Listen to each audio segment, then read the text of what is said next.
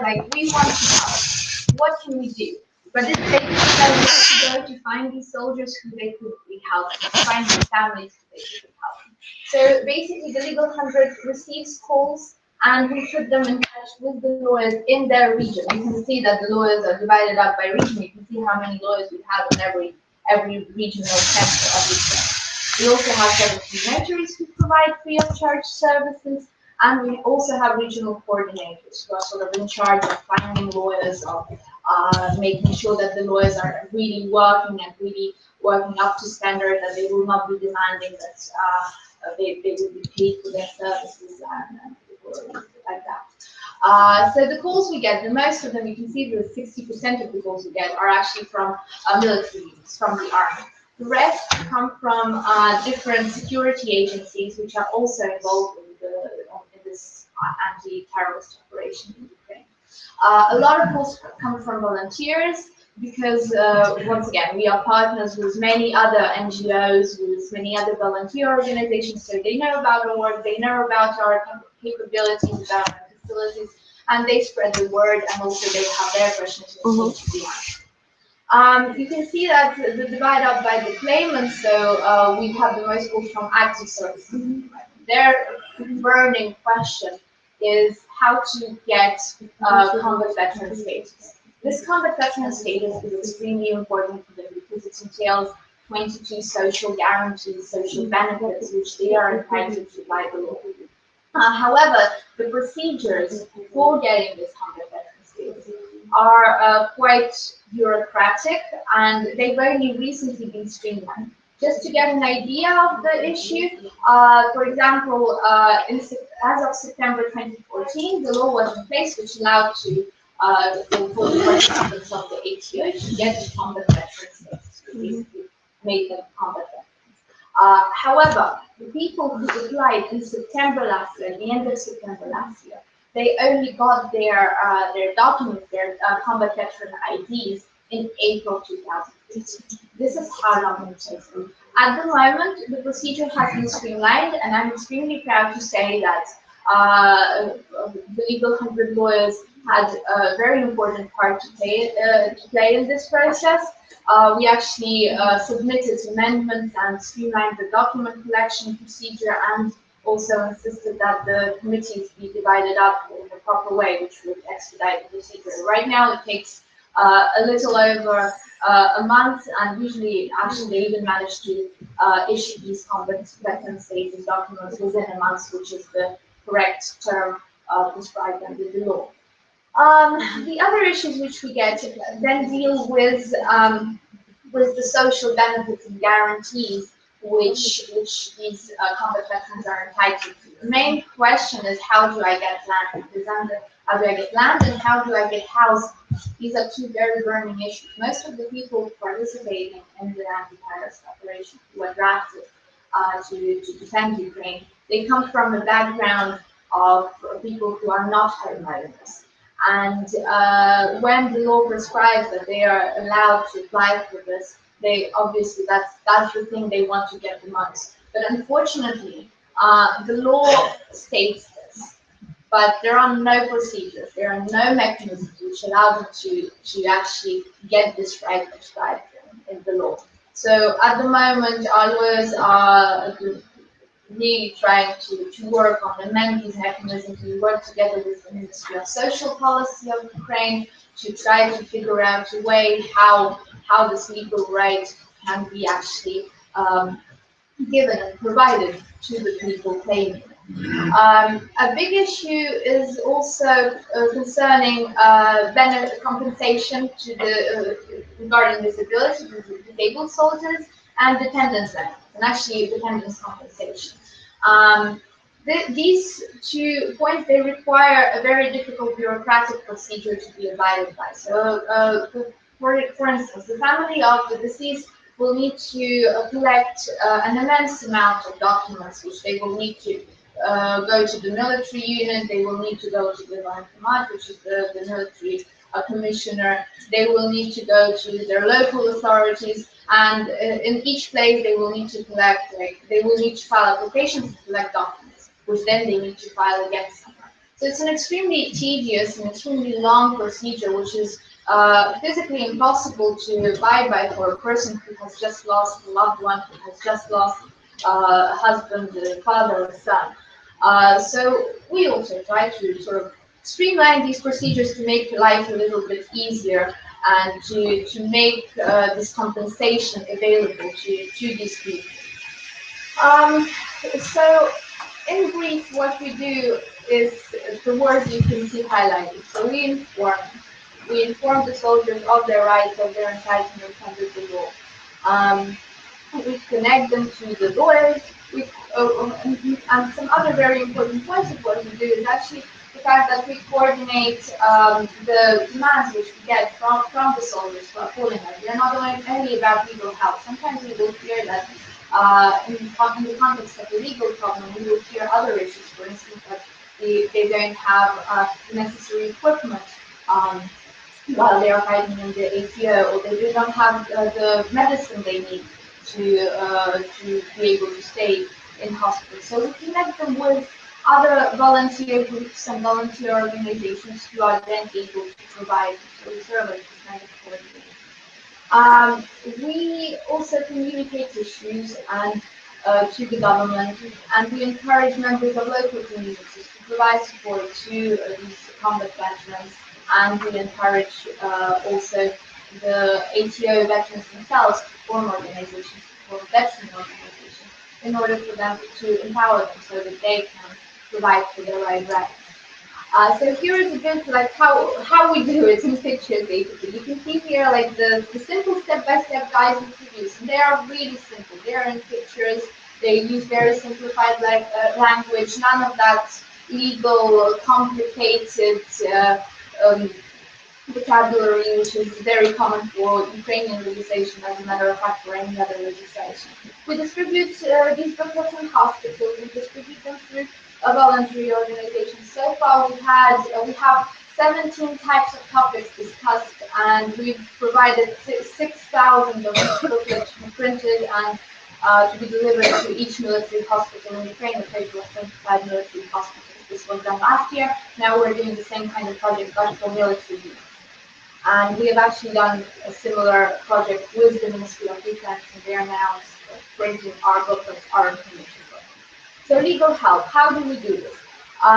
We have members of our organization who go to the ATO region and they give training seminars to the military units there. They explain you have a right to this, this, and that. You can get this by going through this like step-by-step guide. They explain. We have lawyers, you can see below. This is a member of the Legal 100 working in Zaporizhia Hospital, who go to the unit, and we fill out applications for them. We take these applications, we take them to the military units. Basically, we're at the point in last summer in 2014 when it was a critical point, when the hospitals were overflowing with casualties. Casualties could not walk, and could not fend for themselves. We were the legs and the arms for these soldiers. We were filling out applications, going to military units, receiving the necessary documents for them, filing them, and basically putting them on the track to getting compensation, to getting the social benefits they were entitled to by law. We also provided some 200 of the most severe casualties in the field military hospital last year with the combat veteran status. You can see the four guys there, some of these 200 who we did it for. We found a way of individual application for combat veteran status. We had to fight for it. We had to come into very active discussions with the Ministry of Defense, but we did it, and basically the people were able to benefit from their social benefits much faster than they would have done otherwise. So this is a bit of how we coordinate the efforts. So the soldiers might call us and say, we don't have any shoes, we don't have any blankets. I remember that even once the guys in hospital, they called us up about not having food, so we brought the food, or we coordinated with the other volunteer organizations which did that. Advocacy and communication, a much more important slide in terms of changing, of bringing in systemic change. Advocacy and communication is important because we serve as this communicator between the people, between the soldiers and the government. we translate what they're trying to say without the emotions. We sort of try to bring it into the legal field. We raise issues in press conferences, in roundtables, we have press briefings. We work at the same time very closely with the Ministry of Defense, with the Ministry of Social Policy, in order to find a unified, a single solution to the problems which are there. And we gather together with other lawyers, with other organizations who are working on the same sphere, the same field, and we also try to formulate a unified way out of the issues which these soldiers are facing. And we do this. This is very important because we do this so that we don't have any discrepancies. So that, for instance, one organization will be pleading that this is the way to get that or other rights, and then the legal 100 lawyers will be saying, no, this is in fact, we can do it another way. We need to stand united, we need to stand as one, and we need to help the soldiers get the rights they're entitled to as quickly as possible. So this is just to sum up like the step-by-step procedure which any soldier who addresses our organization for help will go through. You will probably get a leaflet in the hospital of his military unit, and he will see a step-by-step guide and the documents he needs to collect. At the back, he will see our phone number. He will call if he can't manage the process by himself. We will link him up then we will only give him advice through our hotline, or we will link him up to a lawyer in giving him personal legal support. And then we see through this database of issues which we have accumulated at the moment, we see systemic problems and what needs to be changed right now. So we basically draft and then we file legislative amendment proposals, and we do this through very tight cooperation with government bodies, state officials, NGOs, and we submit these proposals. So we can do this because we have very reliable partners. Our partners are, as mentioned, the ministries, which are basically the main ministries involved with helping the combat veterans. We are also members of the Association of National Volunteers. We are members of the Civilian Council of the Ministry of Justice. And we have MOUs signed with many, more than 20 actually at the moment, local NGOs, which are also involved in a similar sphere, and we sort of try to coordinate our efforts. We need to do this in order to help those who are potentially better. I'll just give it a miss just because we're short of time, but these are some of our daughter projects which have sort of stemmed off the legal 100. So we also provide help for children, and we provide help for medical hospitals. We try to spread the free medical hospital due to the efforts of our members, has been almost completely supplied with new equipment, and basically we help fundraise for the equipment and facilities needed to conduct very complex operations. Another slide of what we want to do. This is the final slide, but it's a very important slide. So we have an ultimate goal. We want to provide all the 200,000 ATO soldiers with the legal help and legal protection and support that they deserve. We need to provide them guidance. This does not mean that every soldier will have a personal lawyer, of course. Although at the beginning, actually, I envisaged this to be the ultimate aim of the organization. But then, of course, at the beginning, there were something like 30,000. Now, with the seventh line of mobilization in turn, and perhaps an eighth, we expect that there will be something like 200,000 combat veterans. So we really want them to have a number where they can call, where they can feel that they have the support they deserve, where they can feel that there are people who care, and where they can feel that they are getting personal attention and personal legal assistance in certain complicated matters. So how we want to do this? We have a very extensive regional network of lawyers who have really become professionals in the sphere of military combat law across this journey, which took over a year now. Before 2014, we couldn't even have legal professionals in the military sphere. And it would be a shame to lose them now because they have to go back to their prior life and where they have to like make money to support themselves, to support their family. So it would be really nice to actually find a way to support this network of lawyers who are doing this great, great business, who are really being like the supportive pillar for these warriors, for these protectors who have taken up arms to protect Ukraine. So we expect to have 8 regional offices by March 2016, and later for them to be developed into 24 obelisk offices. This is this will be part of a project which will entail dispersing information about the rights, dispersing information about the social benefits which they are entitled to, and explaining. Really, we are taking on the role which the government really should have done, and we are trying to tell the soldiers, to tell their families that this is what you can do, and this is how you can do it, and this is that easy, and you're not alone, and the state is not abandoning you. And you really don't have to go into the extremes and pick up the arms and the weapons and go to Kiev and basically start a third bloody Maidan. Like, we want to prevent that. The Legal 100 aims and so far has been successful in being that buffer zone between the aggressive tensions in society and the government's stance towards these people and their policy. And we try to change the policy, we try to change the system, the present system of legal assistance and the present system of social benefits provided to combat the war veterans. It's old. Ivanka said that we have perfect laws. We do have perfect laws in other spheres, not in this one. The social benefit system is outdated back in the USSR age. No market economy is able to support such an extensive system of benefit. Plus, the system which is in place now, it has a negative effect on the psychological well-being of the soldiers because it leads them to believe that they need to be handled everything. It does nothing to push them back into society, to adapt them into society. We need to change them, and we are ready to work on that.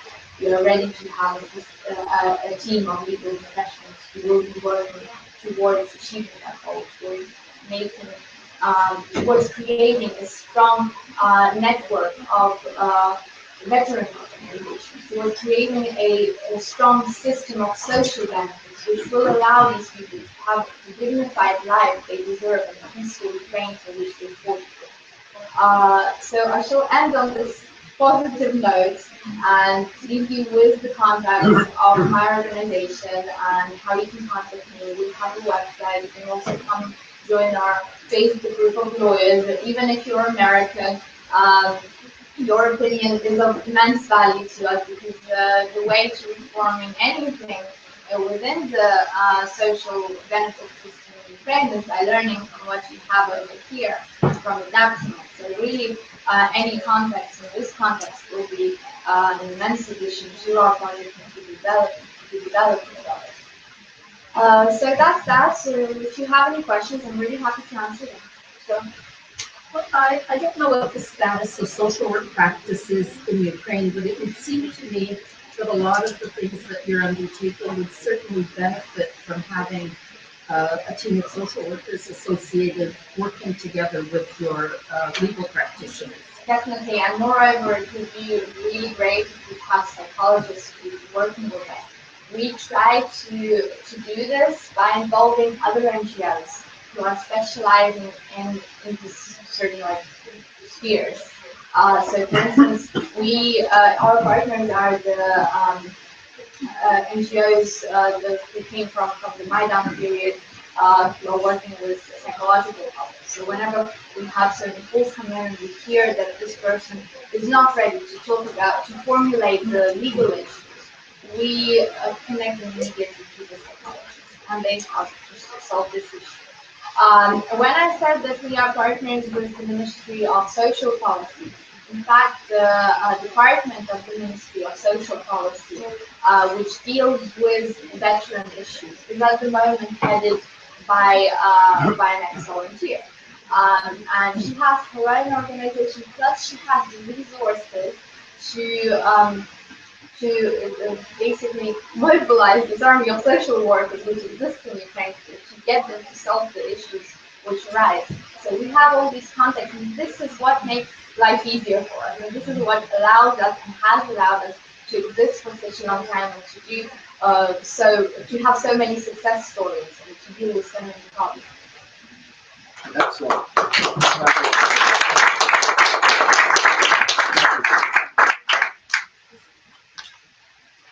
Thank you very much. Sorry we don't have time for more questions, but I'm sure that Rasha will be available if you have any questions privately after. Our next speaker is Mykola Kovalchuk. Mykola graduated from the National Aviation University as an aviation engineer, economist, and a space and air law lawyer. He also received a doctorate of law degree from the Interregional Academy of Personnel Management and is continuing his studies, pursuing an MBA through the Edinburgh Business School. Mykola is the managing partner of the law firm LI Group, and he manages its Kyiv office. He represents many of the largest banks in Ukraine and specializes in the areas of commercial law, bankruptcy, debt collection, and banking. He also is the co-founder of the NGO Legal Initiative. Please welcome Mykola Kovalchuk.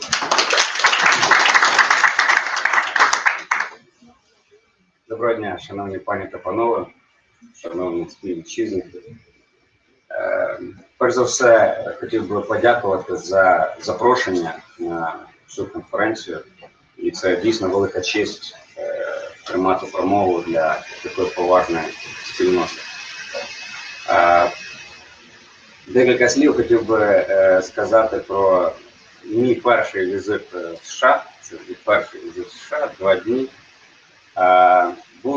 Були дуже ми всі здивовані тим, як ми потрапили до Нью-Йорка, і що дивно, ти не почуваєшся у цьому місті, у цій країні, мабуть, чужим. Розкажу про ту ситуацію, яка трапилась вчора. Вчора ми з сім'єю, я взяв з собою сім'ю, дружину маленького 3-річного сина, який ходить між цими великими будівлями і кричить «Ух ти!» на все. Він просто вражений.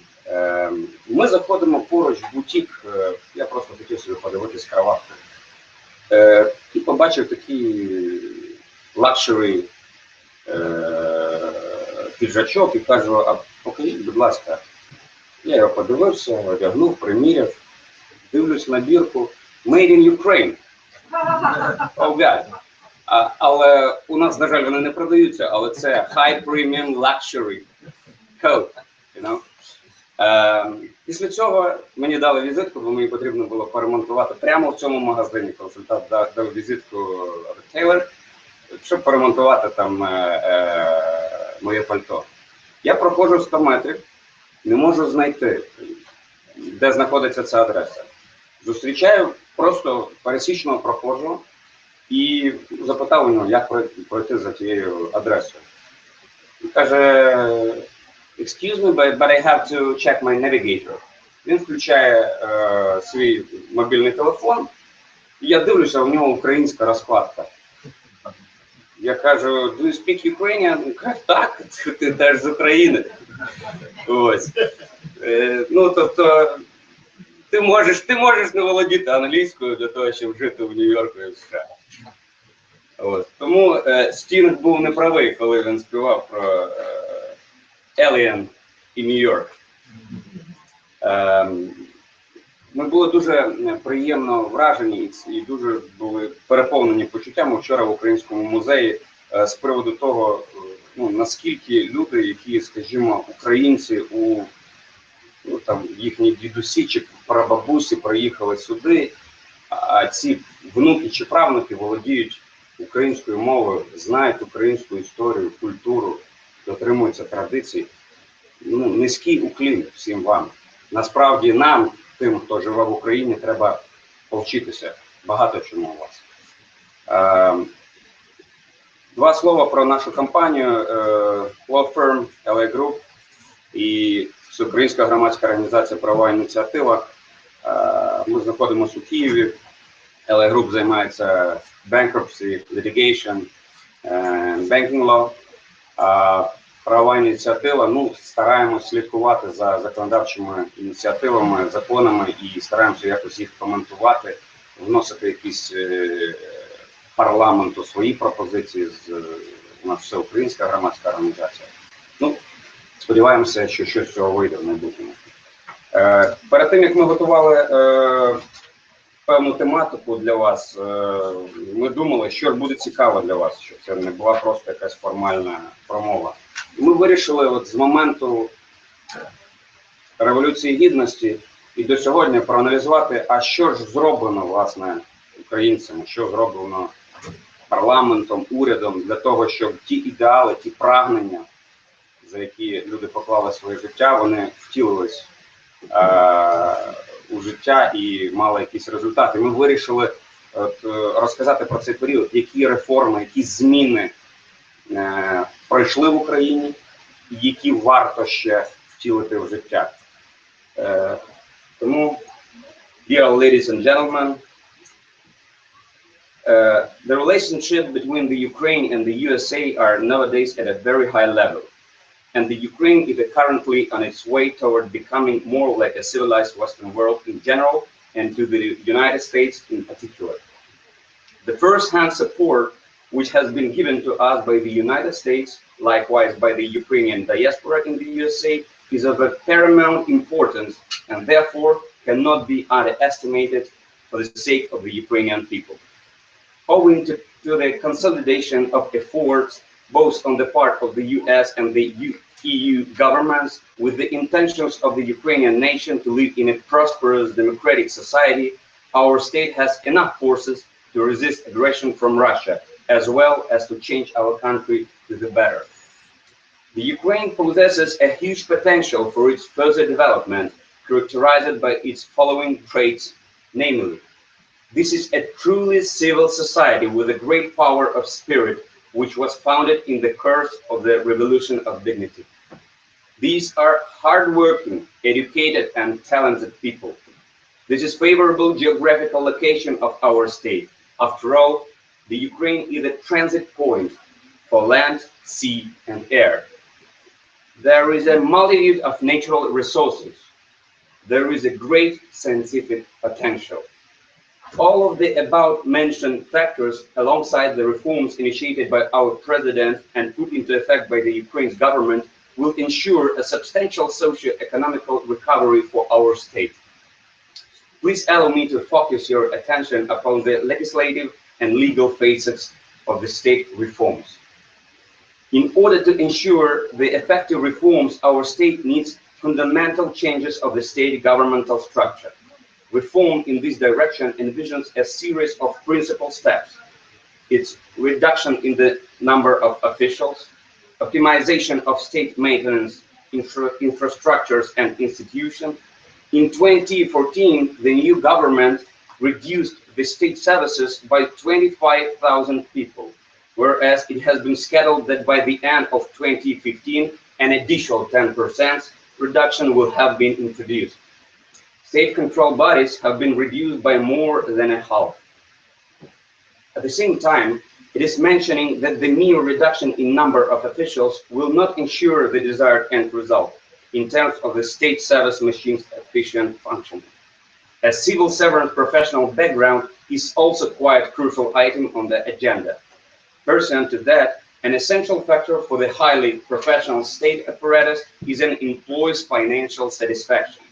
For instance, a state serviceman's average monthly salary amounts to approximately $175 United States dollars, which, taking into consideration the existing inflation rate, unfortunately can hardly ever provide the average statesman with all the necessary things needed for this continual well-being. In neighboring Poland, for example, a state clerk's average monthly earnings equal $1,150, which is 6.5 times more than in the Ukraine. While an official paycheck in the European Union is near 2,500 United States dollars. As regards the aforesaid material security for the state service reps, which falls under the conditions of the budget restrictions and limitation, external donors' aid would be most welcome. The Ukrainian parliament has been reviewing a bill to be enacted entitled on the state service, which anticipates creation of the appropriate terms and conditions for the state officials' decent material security, including the donor's expense, requirements for future state service candidates, as well as formation of the competitive-based procedures designated for assigning a properly selected statesman to an office position. In addition, there have been certain steps made to set up administrative service centers whose activities shall aim at making the entire process less time-consuming. Likewise, at decreasing the level of corruption in the field of state services. Such centers have already been successfully operating in all the regions of our country. Among the top priority challenges facing our state authorities, the issue of restructuring both the fiscal and the banking sectors must be addressed, let alone reforming the tax and budget spheres. In the country's banking domain, the National Bank of Ukraine has taken measures purporting to purify the banking market and to get rid of doubtful banks. As a result, 65 banking institutions have been withdrawn from the market. The parliament has already adopted the law of the Ukraine, which foresees a tangible control of the dubious bank agreements, determined the methodology of establishing such agreements and contracts, outlines the requirements as to the complete and utter exposure of the end owners of such banking establishments, improves and upgrades the bank proprietorship and managerial mechanism of responsibility for forcing the banks to declare bankruptcy and close their business. The above reforms can already boast of the initial, even so by far insignificant outcome, closely tied to investors' interest in the Ukrainian banking realm. Thus, in July this year, 100% of the public joint stock company Astra Bank shares were sold to an American investment company. In accordance with the economic expert's statement, almost 60% of our national economy is hidden away in the shadows. Therefore, it is critical to carry out the reforms in the sphere of taxation. It is worth emphasizing that in terms of the tax reform, things are going on too slowly, at a snail's pace. Despite that, the governmental coalition has openly declared the reduction in tax imposition, total restructuring of the internal revenue authorities, lessening of the tax pressure, with the purpose of taking our economy out of the shadowy shelter to the limelight. All the reforms in this sphere still remain in the form of sheer verbal promises. Parallel to that, certain changes have taken place in the budget sphere. The Ukrainian government has carried out the budget decentralization, which envisions leaving most of the monetary funds in the local budgets. Consequently, the scope of financial resources which left in the disposal of local governmental institutions already this year has grown by 7.5%, and it is 39 billion hryvnias. And this is a substantial stimulation factor for the economic development of local communities. Compliant to its gross domestic product, Ukraine is at a very low level. The 2014 GDP per capita amounted to $2,300 United States dollars, which is on average 5-6 times lower than in the adjacent states such as Poland, Hungary, and Czech Republic. Apart from that, from 12 to 17 million citizens of Ukraine have to seek jobs abroad as a result of striking unemployment levels in their native state. Just these two indexes testify to the outspoken need in the investments and in the urgent changes to be introduced in the state's investment policy. An appropriate legislative background must be in place as soon as possible. The scope of foreign investment as of 2013 amounted to approximately 51 billion United States dollars, according to the Ukrainian State Bureau data. Nonetheless, in 2014, the aforesaid index decreased by 23%. The key factor that affected the above parameters concern the military confrontation in the East. At the same time, in accordance with the Free Business Rating, Ukraine occupies the 162nd place in doing business out of 179 world states. According to the Transparency International Research on Corruption Perception Index, Ukraine is in the 142nd place out of the 175 countries. These very indexes, alongside the military action in the East, influence the investment attractiveness of our state.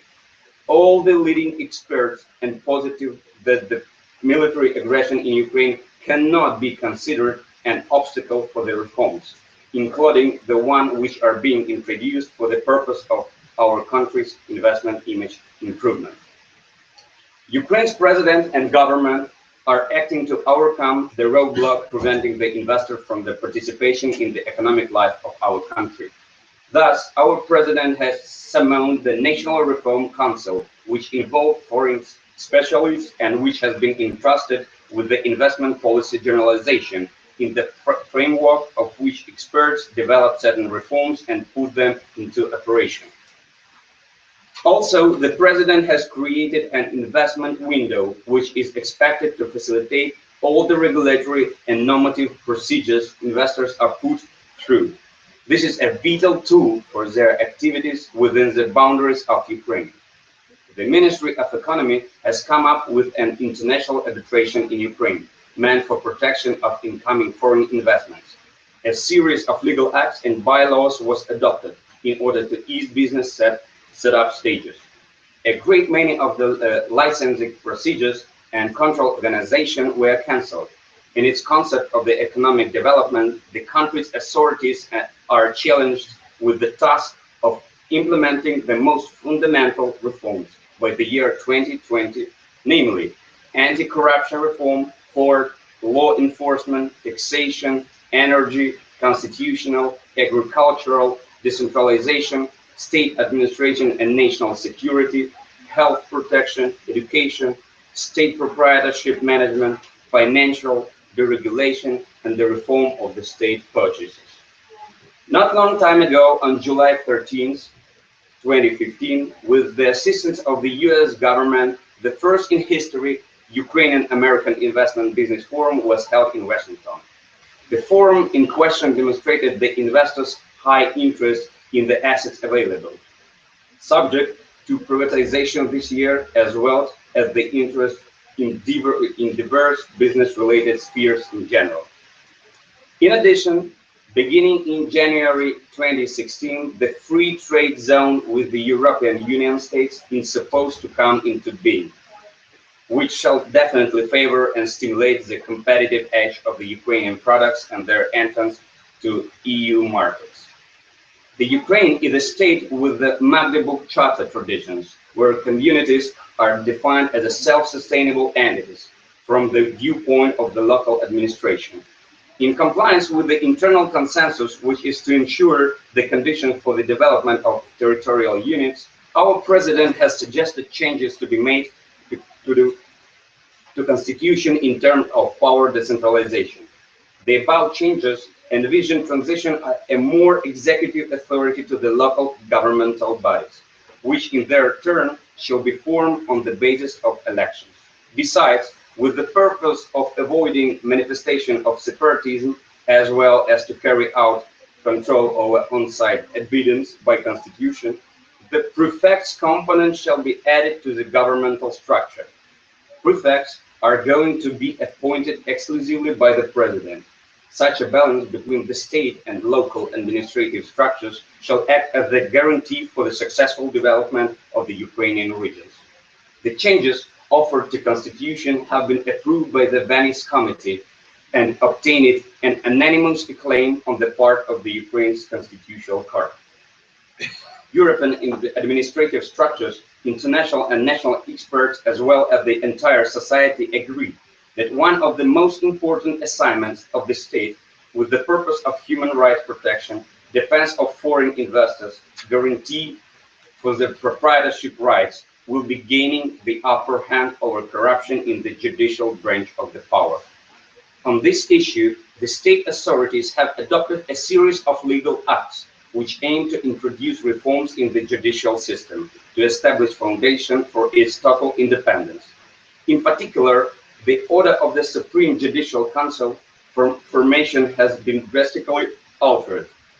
This organization is commissioned to appoint and suspend the courts of law, which in fact foresees the competitive selection of nominees. The latter is expected to raise the level of Supreme Judicial Council, whose major part is to be made up by the judicial authorities. Separate legal provisions strictly demand a more qualitative selection of candidates who are going to run judges' offices for their own. Recertification mechanisms for judges are considered part and parcel of the program under review. This will act as a powerful tool for purification of the judicial system and cleaning of any corrupt stuff. At the same time, it is worth pointing out that the judicial branch of the power leaves much to be desired. Therefore, a lot of things are to be done there. In particular, it is necessary to provide the independent membership of the Supreme Judicial Council, moved forward exclusively by the local governmental institution. It is also crucial to optimize the court system of Ukraine. In particular, in the civil experts' opinion, it is worthwhile rejecting the involvement of the double appeal ruling, etc. Not less important in reforming the state is restructuring of the law enforcement and surveillance organs. There are laws adopted in Ukraine according to which there will be the transparent competitive selection procedure of attorneys and public prosecutors. The number of attorneys and public prosecutors' offices have been substantially reduced. It was advisable that such measures and a tender for contracts had been introduced prior. Then, there is a national police working in the Ukraine. They will soon replace such services as the militia patrols as well as the state traffic police throughout the country. The government and the parliament plan to adopt a bylaw of the Interior Ministry basic restructuring, in accordance with which the law enforcement and surveillance bodies are going to act in full compliance with the applicable European standards. An extremely important step in the struggle against corruption is establishing of Anti-Corruption Bureau in Ukraine, which intends to investigate corruption-related crimes. It would be quite interesting to come to know that the head of the above bureau was elected publicly as a result of an open and public tender.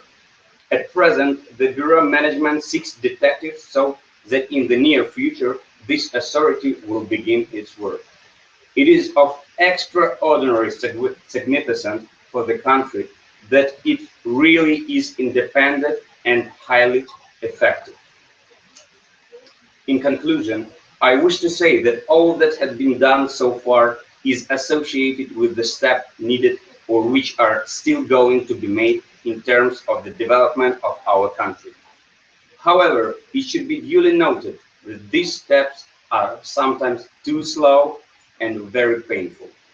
The Ukrainian people's desire to live in a flourishing European state is another great force that keeps us going. It makes the Ukrainian government put the reforms into effect and build a competitive economic and political environment, despite the resistance on the part of the old state-maintained corruption system. This is only the beginning, and there is no turning back, only upwards and onwards. Thank you for your valuable attention. We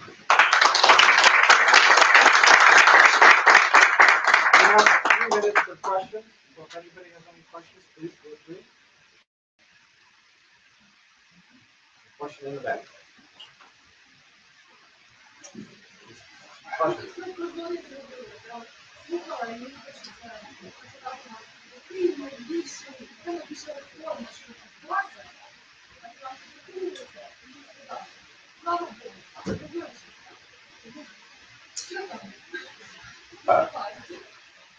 Дякую за запитання. Насправді є 2 очевидні реформи, які реально були втілені і які відчув український народ.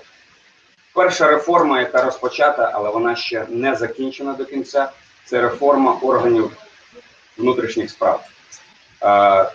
Та поліція, яка з'явилася, полісмени, які з'явилися на вулицях Києва, Львова, Одеси, зараз з'являються в Івано-Франківську і у всіх інших регіонах України, це дійсно принципово нові люди.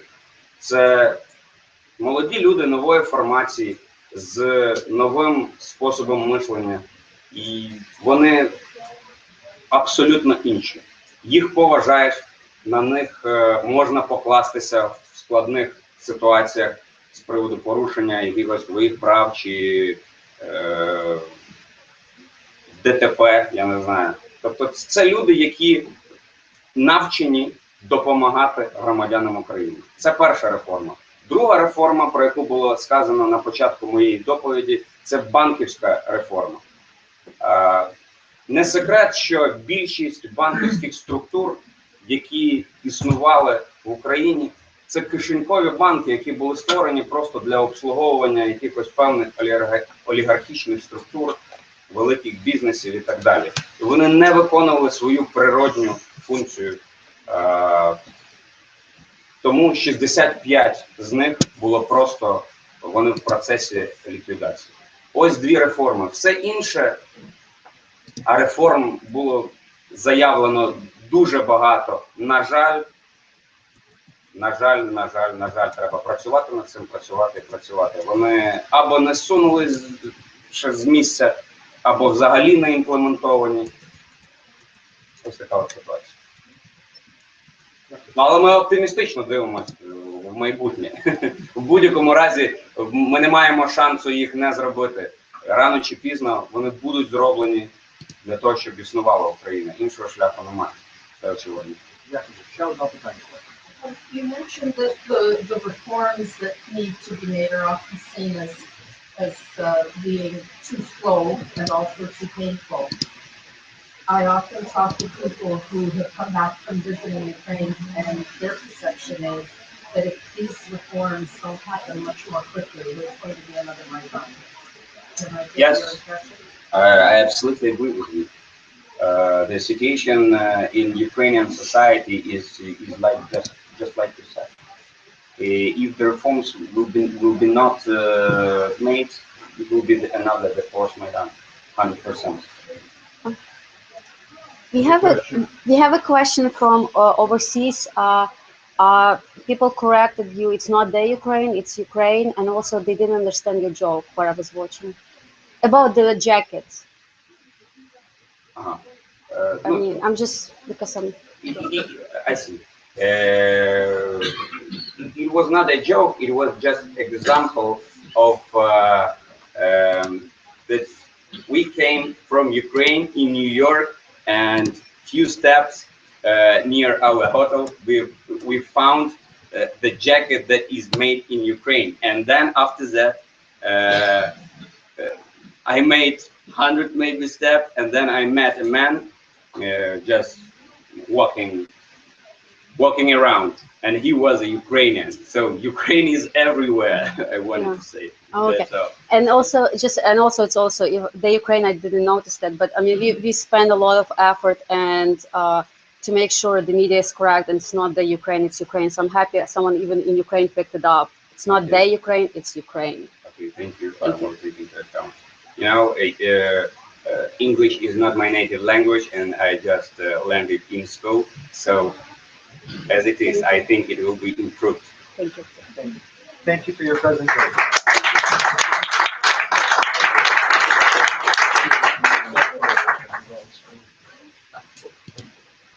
Our next speaker is Sahid Shayak, who is a Ukrainian lawyer and diplomat. He has a PhD in law from the Institute of State and Law of the Ukrainian Academy of Sciences, a JD with honors from the Institute of International Relations and International Law from the Kyiv State University, and an MBA from the Kyiv National Economic University. He has served in the Ministry of Foreign Affairs from 1990 through 1996. He has taken part in many summits of the heads of states and the heads of governments, and has been the head of delegation on behalf of Ukraine in many conferences. He has been an advisor to the Secretary of Security and Defense of Ukraine and Director of the Economic Security Department in the Council of National Security and Defense. He has also been the Deputy CEO of the State Export-Import Bank in Ukraine and has been awarded the title Honored Lawyer of Ukraine by the Ukrainian President. Mr. Seyit Nishchiryak. Proszę.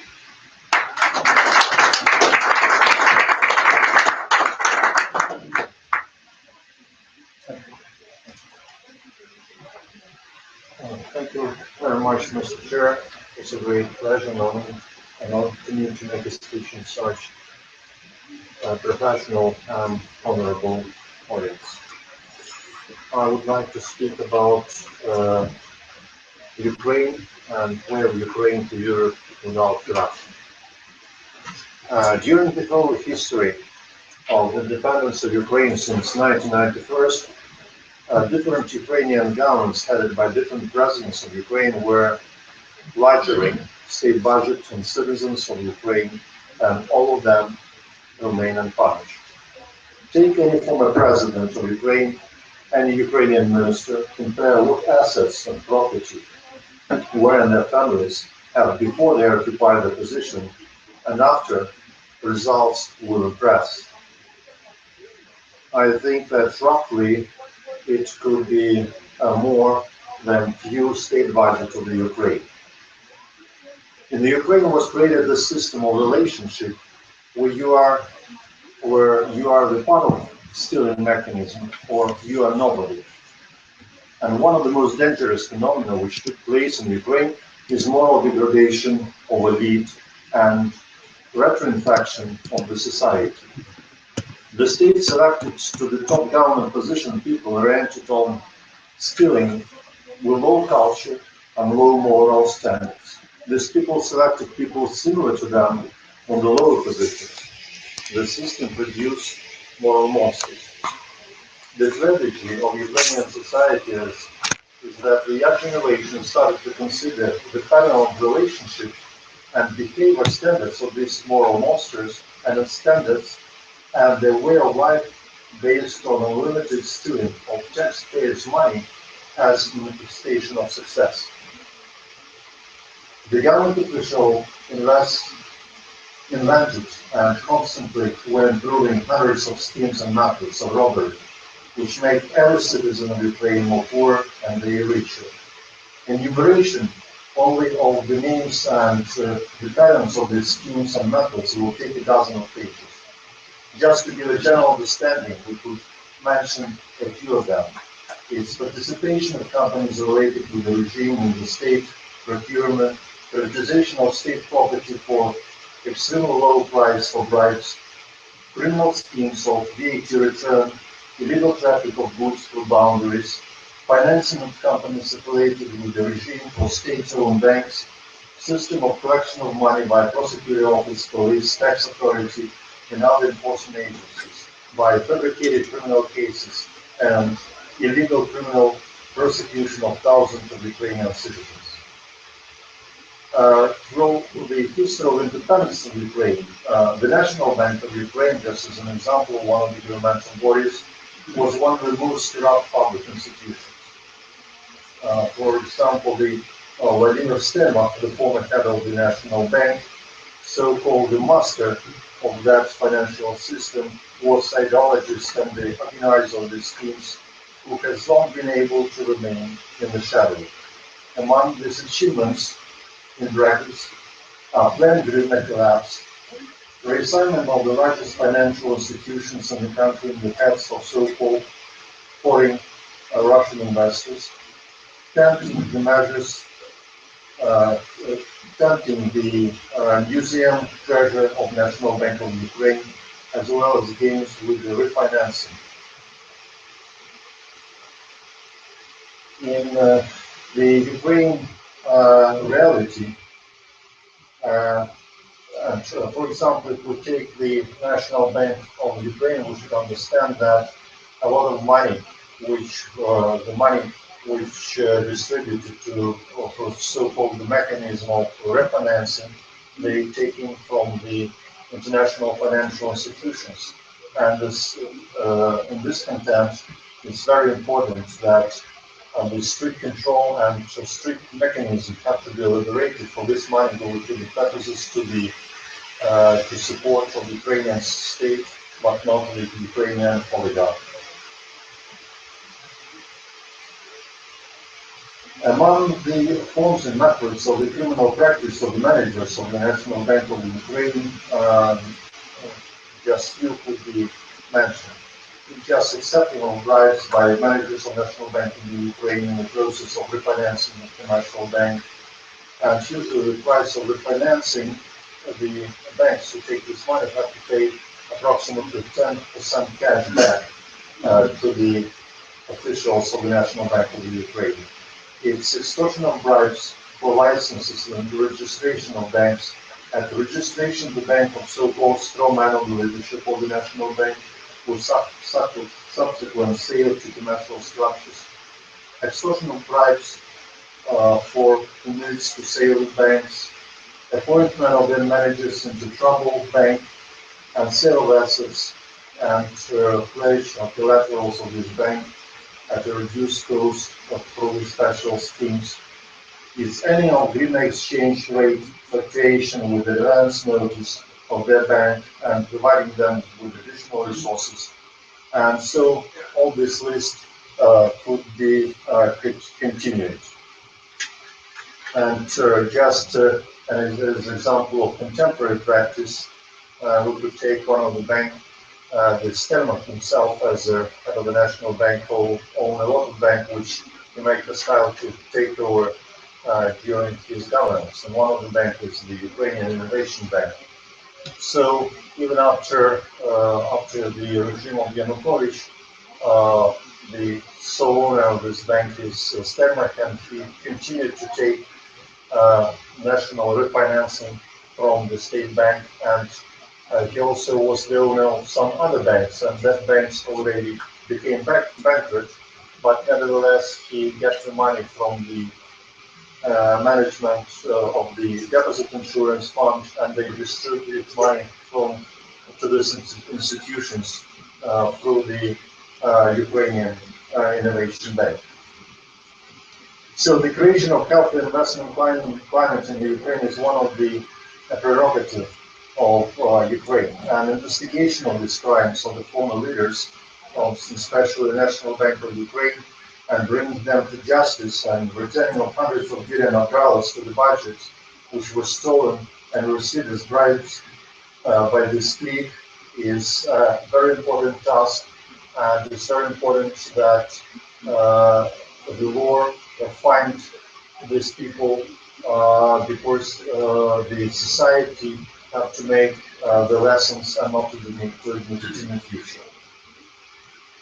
In the system of corruption, the small enforcement agencies play especially prominent role. During the Yanukovych regime, they created a system similar in violence and scale to Stalin repression system of 1937, with only one difference. In addition to political oppression, enforcement agencies became fully commercial structures, which generated billions of dollars. Because the Office of Prosecutor General played a unique role in violation of human rights and political persecution, international community have to create special type task force to examine its activity, make all the crimes public, and make recommendation for this phenomena never take place in future. The Prosecutor General Office, especially during Yanukovych time, was the criminal racketeering conspiracy organization. The office divided the cases on political and commercial. Political is the persecution of political opponents. Commercial have different forms. The purpose, extortion of money or ownership by fabricating criminal cases. If some people who are not the part of the system of Prosecutor General Office would like to get assets of somebody else, they could also make the order to fabricate the criminal case and put the owners to the prison. The Prosecutor General Office makes the order to put somebody to the prison. They determine the price to fabricate the criminal case by analysis, the price of assets, and take percentage from the potential benefit. Sometimes they divide the criminal procedures for few actions and take money by portion for each of the stage. For example, one step is to register the case against somebody. The second stage is to bring an accuse against somebody or to send somebody to the prison. And they also work on SO-based, it's turnkey project. It means that the prosecutor general office make the guarantee that the court make decision to recognize somebody guilty and to put them to the prison. Usually for the people who wanted to put somebody to the prison, it's not important how long the people will spend in prison. I mean, for example, 10 or 12 years. So the prosecutors immediately start to negotiate with the persons already under investigation and propose him to pay money for him to be imprisoned for a shorter period of time. In the Yanukovych time, one of the special offices which took orders and had a nickname headquarters was situated on Ganshara Street 35. It's interesting to mention also that some active members of Yanukovych headquarters, for example, as a former deputy head of security service of Ukraine, Nikolai Gerasimenko, who fabricated criminal cases, forced people to give false testimony by threat, was appointed after revolution as an advisor of the head of security service of the Ukraine when the democratic coalition came to the power. And just to have in mind some figures, usually the prosecutor of the district of in Kiev city of Kiev had transferred the top fixed payment for $1 million per month. And you can imagine that in Ukraine there are 490 districts.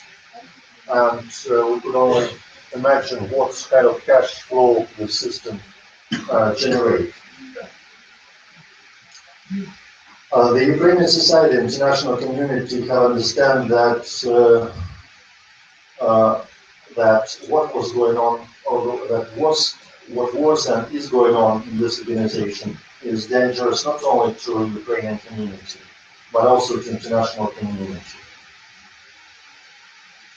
The system generates money by selling two items. They sell the freedom of innocent people by legal fabrication of criminal cases against them, and also they sell the freedom to criminals who in normal conditions have to be imprisoned.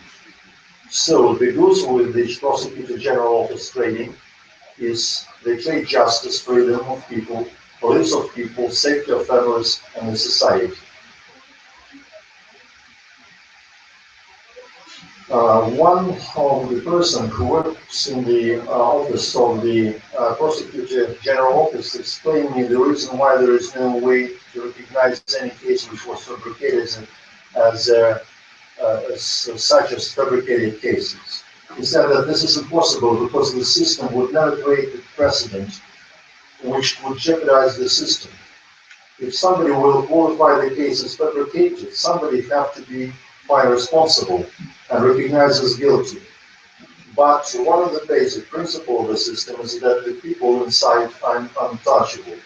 Such a decision will jeopardize also efficiency of cash flow, profitability of the positions, and would undermine authority of the top guys in the hierarchy. And in the final end, it would jeopardize the businesses and assets of all the families of people who worked and are working in the Prosecutor General Office, because if somebody will recognize their own doings, the business created on the money from bribes and extortions will be the next target. During the evolution of society, nations invented and created different rule structures and administration processes. Depending from the quality, the society will developing or degrading. Douglas North, winner of the Nobel Prize in 1993 in economics, in his works proves that values and culture are the basic factor which determine the vector of the development of the society, together with the qualities of government managers. The government officials could be behind or in front of the time.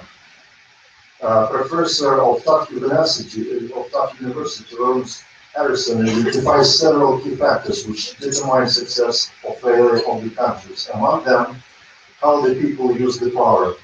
In Ukraine, the elite trying to use power to obtain more power or to solve their own personal, mainly commercial goals of enrichment.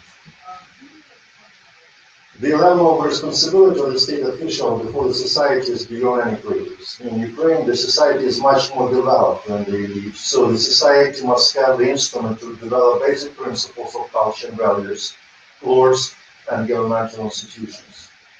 There are a lot of methodology and recommendations within the United Nations. There are a lot of success of states in fighting on the corruption. And I would like to propose a few steps which would be very efficient from my point of view and could give immediate effect in a very short period of time. The government or the president have to adopt the decree in which all ministers and government bodies have to adopt a plan how to fight corruption and stop corruption scheme and practice within their bodies. The plan have the following content. First is description of the scheme. Second, the list of the companies and persons who practice the schemes. Third, relation of material damage which caused by practice of schemes in a concrete period of time. And plan of action how to stop the schemes practice and prevent it to this practice in the future. And concrete persons who are responsible for the plan of action and concrete times frameworks. And also the positive material effect. The ministers or the heads of government board agencies must cover by this plan all the majority of the schemes which implement it within the country. If they will omit something, it means that they're not competent or that they are not interested in the building of the scheme. It could be only 2 cases, and this number 2 is exhaustive. And having a lot of practice being the head of economic security within the Council of Security and Defense, I could say that it will be the political will to describe the schemes and to stop them is the just matter of few months to start the process. And as I mentioned, that in Ukraine it's necessary for the society to have the mechanism of control of the government and to influence efficiently on the process in the country. And on this content, I think that the False Claims Act of the United States, which is also called as the Lincoln Law, it would be very important, and I think that it would be vital and that it should play the crucial role fighting the corruption. Just a few words for somebody probably who do not know. This is the False Claim Act is an American federal law that imposes liability on persons and companies who fraud government programs. It is the federal government's primary obligation to in combating fraud against the government. The law includes a written provision that allows people who are not affiliated with the government called later under the law to file action on behalf of the government. And person filing under that stand to receive a portion, usually about 15-25% of any recovered damages. So just as for example, due to this act from 1987 to 2013, approximately 37 billions was in the United States were recovered. So the corruption in Ukraine is the principal enemy of Ukrainian sovereignty. And the mass media have explained to the people that the money which is stolen, this is not the sum of the absolute money. The money which they stole from the budget is the money of every single Ukrainian citizen who paid the taxes. The society have to take also the control over personal expenditures of the government officials and their families. It's necessary to change the psychology of the people and for everybody to understand that it's necessary to fight the corruption on everyday basis. And it's very important to Ukraine. It's very important to the prosperity of this society. And if the Ukraine will fail to fight the corruption, the pro-European forces will lose the power, and integration to Europe will stop. It will be the result that which Putin is looking for. And in this situation, Ukraine needs support of Western partners as much as ever. And I think with the common efforts, our state will be very successful on this way. Thank you for attention.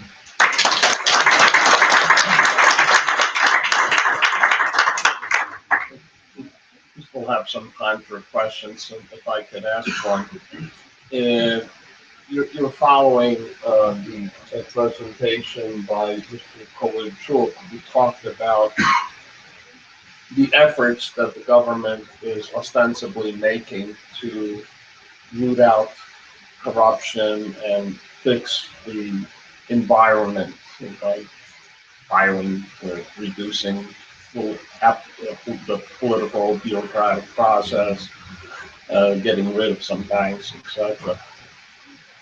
I heard you talk about what needs to be done and why it should be done, but I have not heard you comment on efforts that are ongoing to root out the corruption. Do you have an opinion as to whether or not the current programs, such as those discussed by Mr. Kovalchuk, are likely to actually bring down the level of corruption?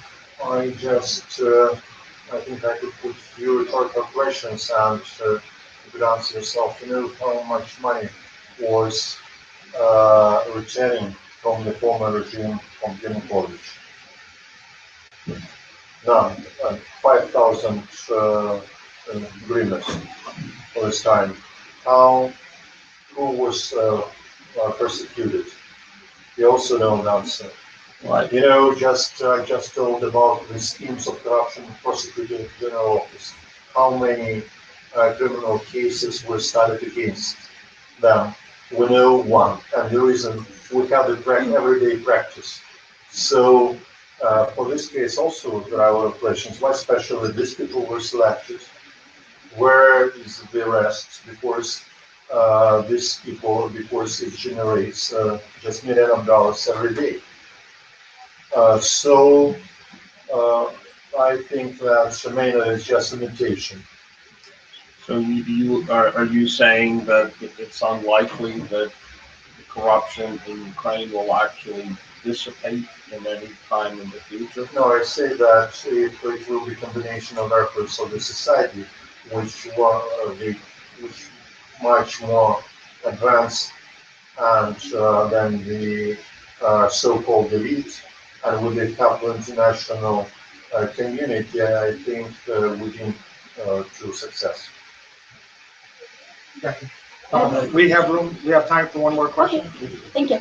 So you may know that Sviatoslav Vakarchuk is right now at Columbia University. So and he just said something that and I quote, fire all the judges in Ukraine, hire new ones who will follow the rule of law. The rule of law should be equal for everyone. That is how an open society works. Do you think that all the prosecutors should be fired as well? Or do you agree or disagree with that? I think that there is the Ukrainian society looking the fundamental problems for Ukraine.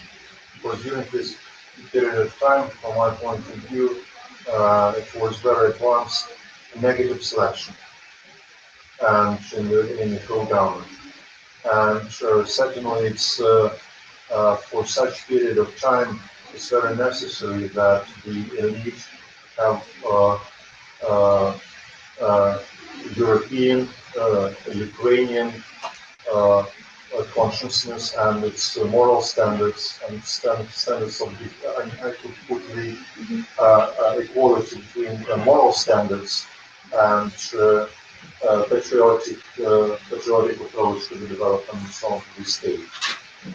So I think that as far as concerned Prosecutor General Office, it could be collapsed if all the prosecutors will be dismissed. But if the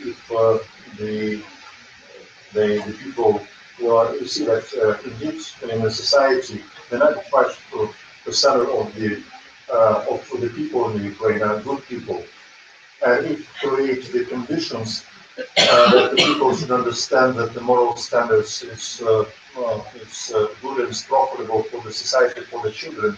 These 5% who now in the governmental bodies, they disappeared through the several months. So the incentives have to be done from the top of the society, and to establish these rules that people understand that it's no more profitable to violate the law and to make the violation of human rights. But I think that very important that the society should understand it and establish the dictatorship of the rule of law and the moral standards in the society. But in practical sense, I think that certainly if we dismiss 100% of prosecutors, we're speaking about more effective to create in the society and in the law system the certain conditions for them to change their practice and their beliefs. Thank you very much.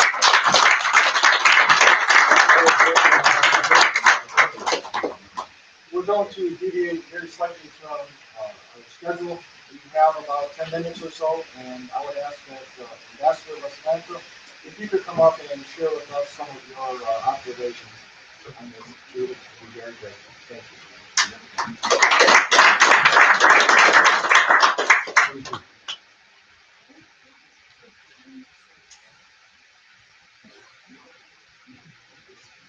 Шановне товариство, я цілком згодний з тезами, які висловив Сергій Швед.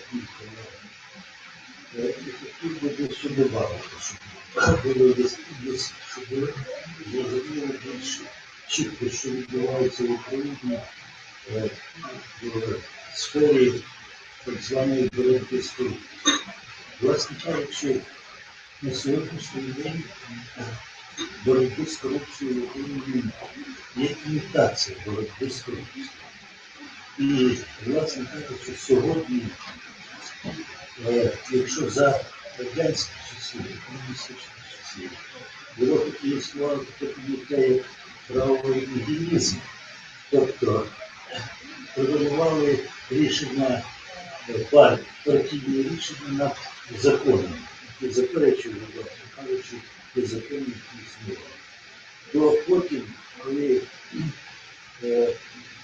після відновлення незалежності України і приходу до влади, обрання, так сказати, президентом Леоніда Кучми, почало культивуватися правове шахрайство. Тобто право почне використовувати для того, щоб маскувати оборудки в рамках тіньової економіки. А потім далі, коли завдяки зусиллям Кучми встановилася олігархічна економіка, то почав практикуватися, сьогодні практикується правовий бандитизм. От про що говорив Сергій Міщук. І знаряддями цього правового бандитизму є прокуратура і суд.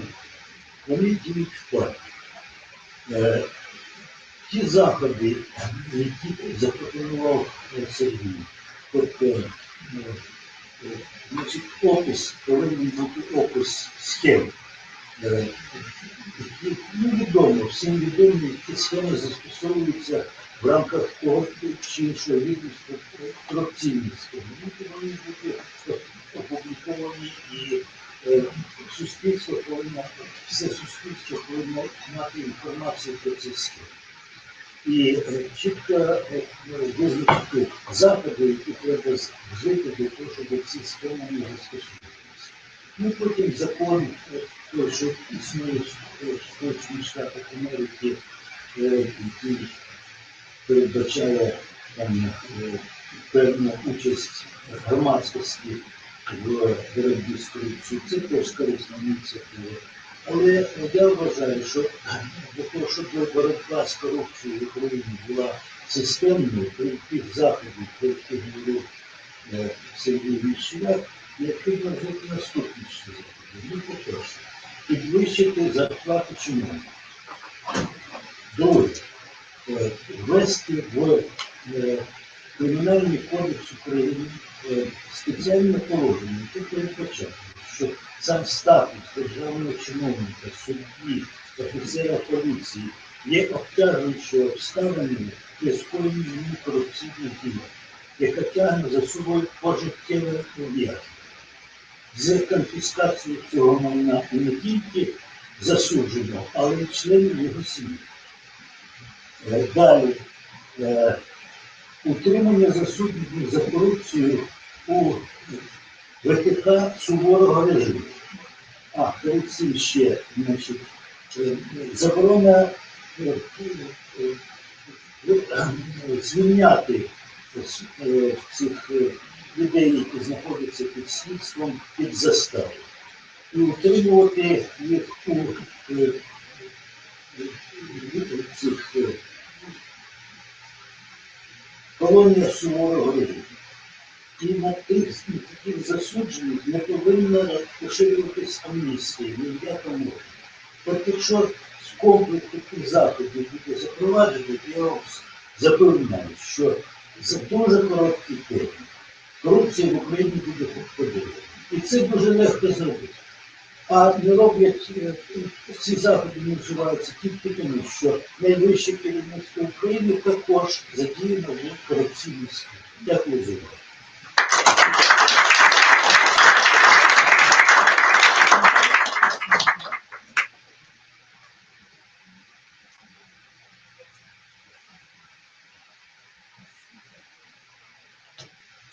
Дякую дуже за те. Маємо ще дві сесії. Наступний наша презентація, то буде пан Богдан Вітвицький. Our next speaker is Dr. Bogdan Vitsky. He holds a PhD in philosophy as well as a JD, both from the Columbia University here in New York. He is a former federal prosecutor and has served as the resident legal advisor at the U.S. Embassy in Kiev from 2007 to 2009. He has made both written presentations and oral presentations numerous times throughout Ukraine and Western Europe, and of course here in the United States, on the topic of corruption and rule of law. He will be providing an American perspective on the rule of law in Ukraine. Welcome, Bogdan Vitsky.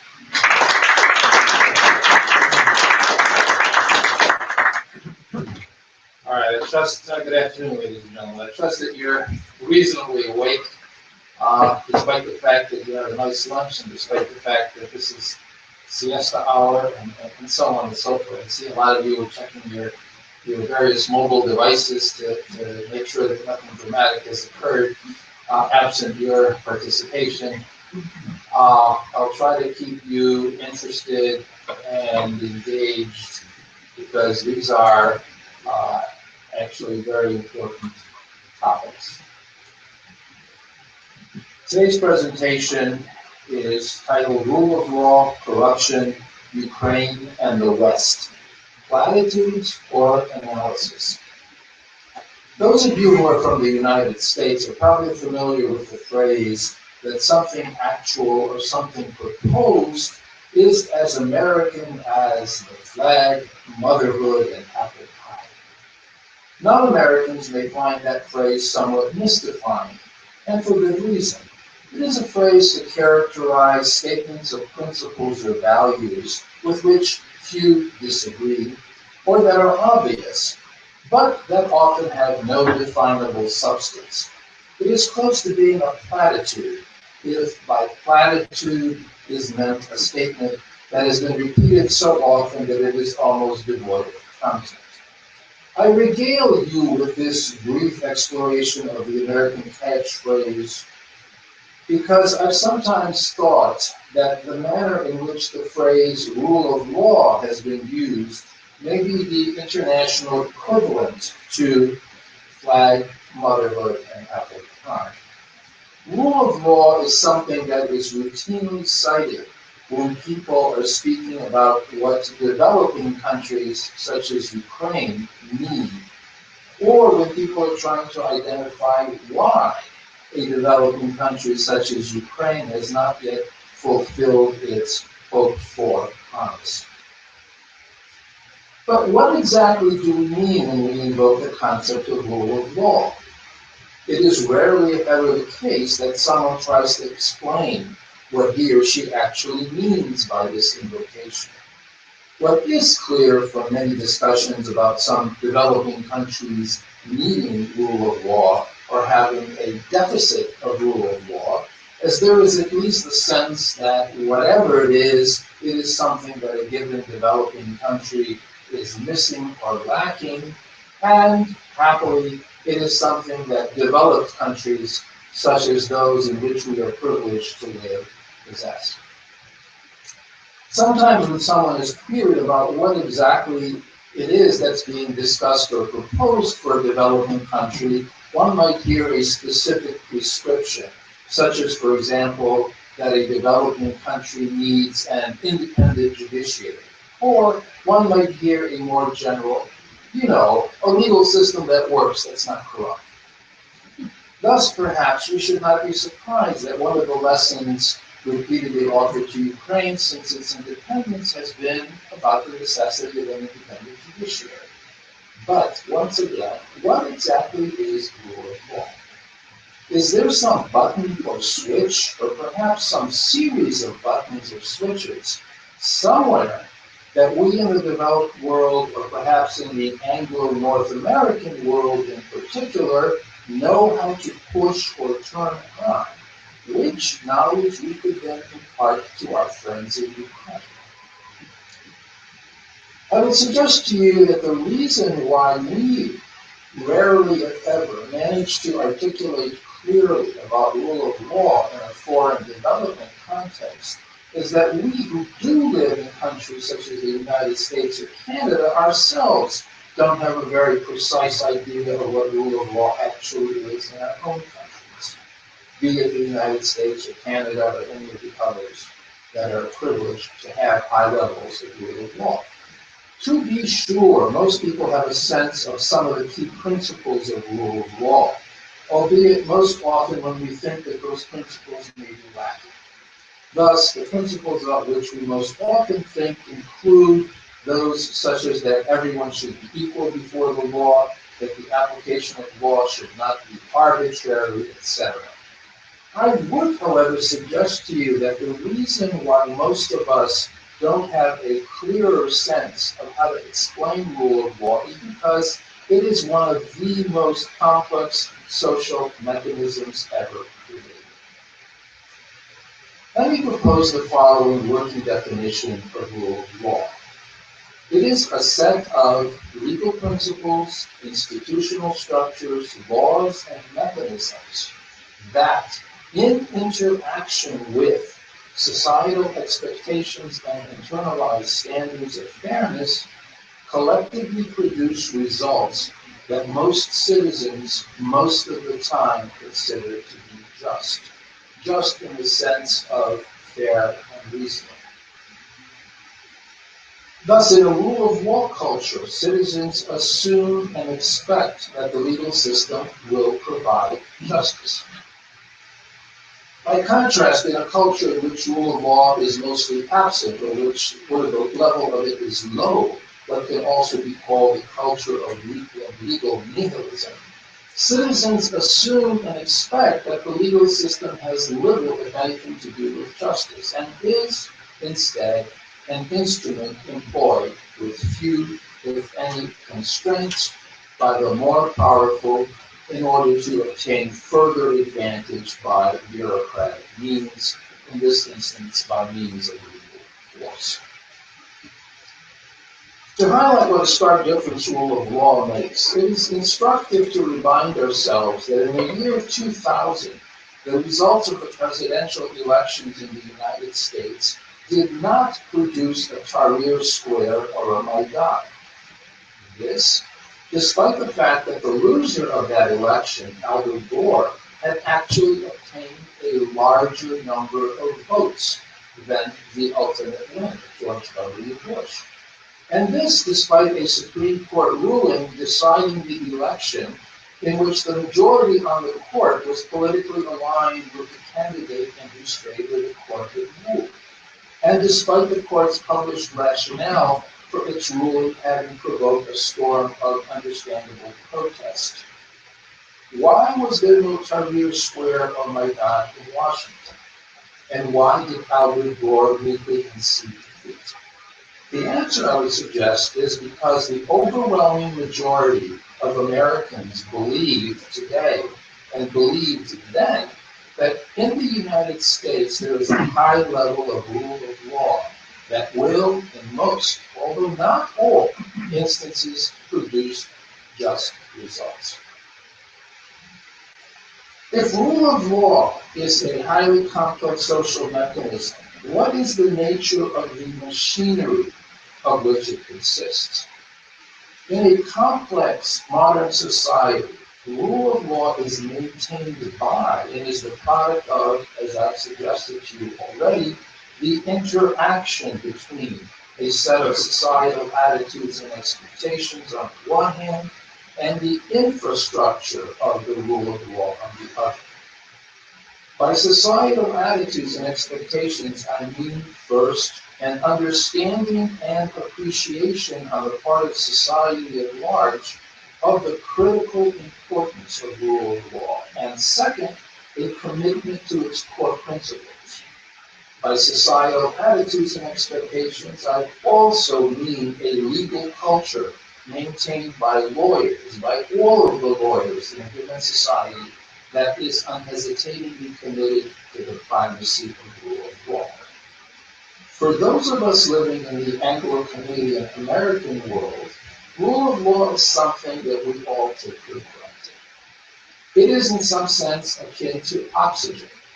We don't notice that we need it for daily life until we're climbing up some mountain and come to a point where we begin to gasp a bit and are thereby reminded that, boy, oh boy, we really need this in order to live and function.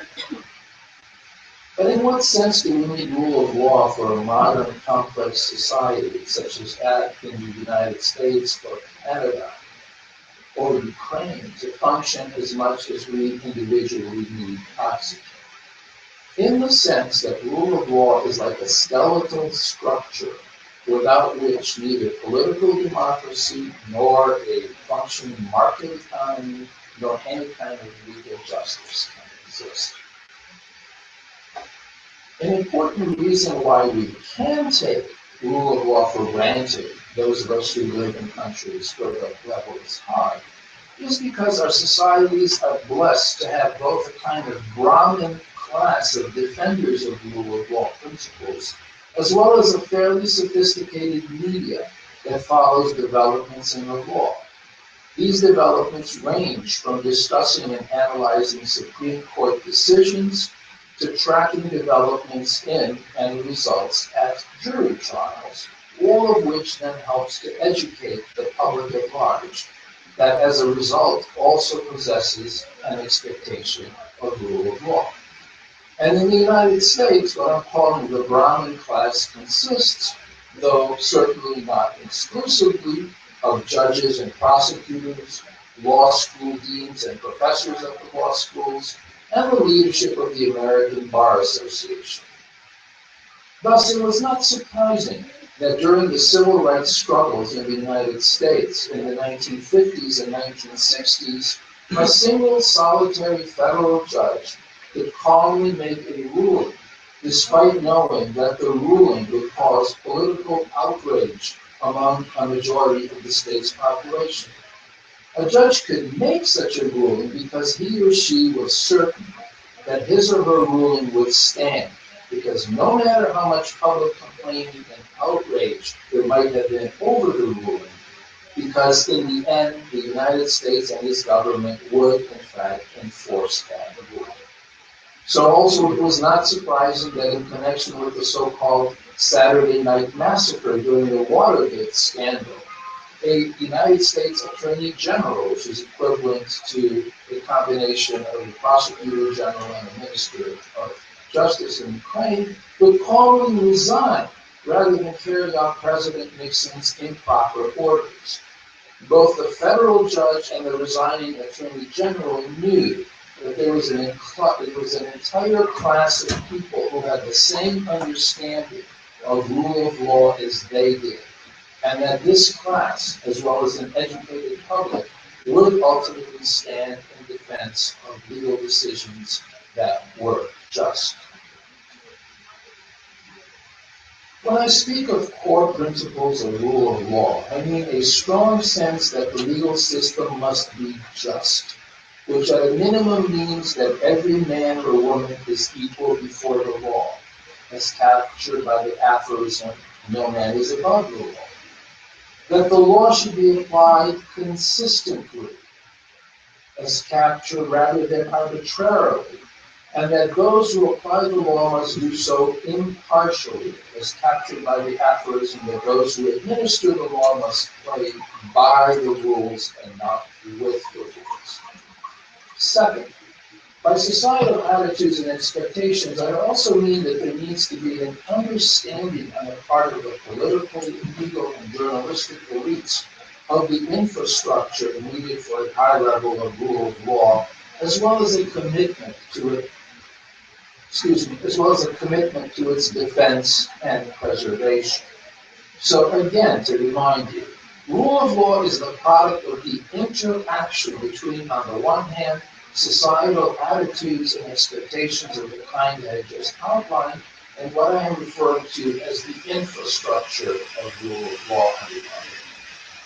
To remind, by legal infrastructure, I basically mean four elements. First, the essential legal principles such as those to which I already referred earlier, such as that every man or woman is equal before the law, plus, importantly, what we refer to in the West as due process rules, to which I come back.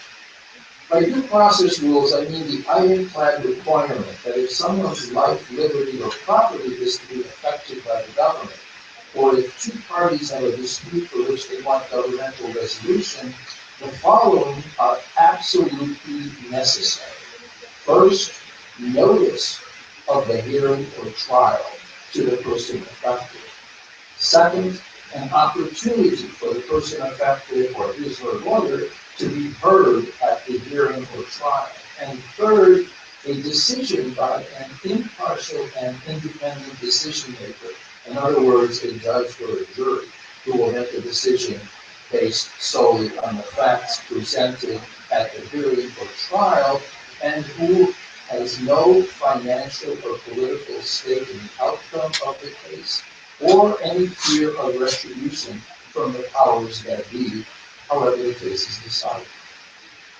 The second element of legal infrastructure consists of proper institutional structures, such as an honest, competent, and politically independent judiciary, procuracy, and police, as well as an independent bar, meaning the collective of all lawyers, and an independent legal academe, set of law schools, that teaches not only the mechanics of how to be a lawyer, but also promotes and defends the rule of law and professional ethics. Lawyers, after all, are supposed to be different from electricians or plumbers. The third element of the legal infrastructure consists of the laws, ranging from a constitution that is drafted so as to deserve the highest credibility and allegiance, regular laws that are clear, stable, public, and fair, and administrative rules that rationally further the given governmental entities' legitimate functions. The fourth and last element of the legal infrastructure consists of legal mechanisms. by far the most important of which is the lay jury, but also includes mechanisms such as inspectors general and special prosecutors charged with investigating wrongdoing at the highest levels of government. Since its independence in 1991, the level of rule of law in Ukraine has been low, perhaps one might say even very low. Examples are numerous, and some have been already cited by prior speakers. There is a large problem with judicial bribery. Through judicial manipulation, the Yanukovych government arranged to have the former Prime Minister Yulia Tymoshenko and a number of her ministers tried and jailed following judicial proceedings that were blatantly political. The Prosecutor General's office, despite having a huge staff, there are actually 3 times as many prosecutors in Ukraine per capita than Britain has been incapable of solving the case involving the poisoning of former President Yushchenko, the murder of the journalist Georgy Bungadze, or any of the other major cases that have dogged Ukraine for years. These aren't even corruption cases, which might be tougher because of political considerations to try to resolve. More recently, it has been incapable of marshalling evidence to support Ukraine's request for legal action by Europe against former members of the Yanukovych government who have been accused of massive corruption. And how can one forget to mention that which Ukrainians call reyderstvo, which can loosely be translated as engaging in criminal raiding activity directed against companies. This involves, as most of you know, the theft of other owners' companies through a wide variety of schemes, usually involving bribing some combination of judicial tax and other officials to produce and validate fraudulent documents or documents that contain fraudulent claims so that the raiding individual or individuals can, in fact, steal a company under legal cover. And then there are the 8 or so members of the Ukrainian Constitutional Court who still sit on that court today, who repeatedly voted in support of former President Yanukovych's blatantly unconstitutional power grabs while he was in office. Why is the level of rule of law so low in Ukraine? Is it that Ukrainians don't understand enough to realize that a high level of rule of law is essential for social, political, and economic development? Is it that Ukrainians simply don't care whether they do or do not have a high level of rule of law? If you are someone who has taken the trouble to follow developments in Ukraine over the last decade or so, you know that it's not the case that Ukrainians don't care about rule of law. Back in 2005, I recall watching a documentary about the so-called Orange Revolution, in which several random participants who were interviewed stated in response to questions about why they had participated in that revolution under brutal winter weather conditions, that they had done so because they wanted their Ukraine to be a normal country. That was striking to me. Then when I spent 2.5 years living and working in Ukraine between 2007 and 2009, I asked many people with whom I came in contact on a daily basis what, in their view, the Orange Revolution had been about. And amidst the expressions of bitter frustration and disappointment with what had taken place after the revolution, various people explained, sometimes in semi-encouraging ways, that what they had yearned for was what we would call the basic elements of rule of law, namely reduced corruption, an honest judiciary, no political manipulation of the legal system, etc.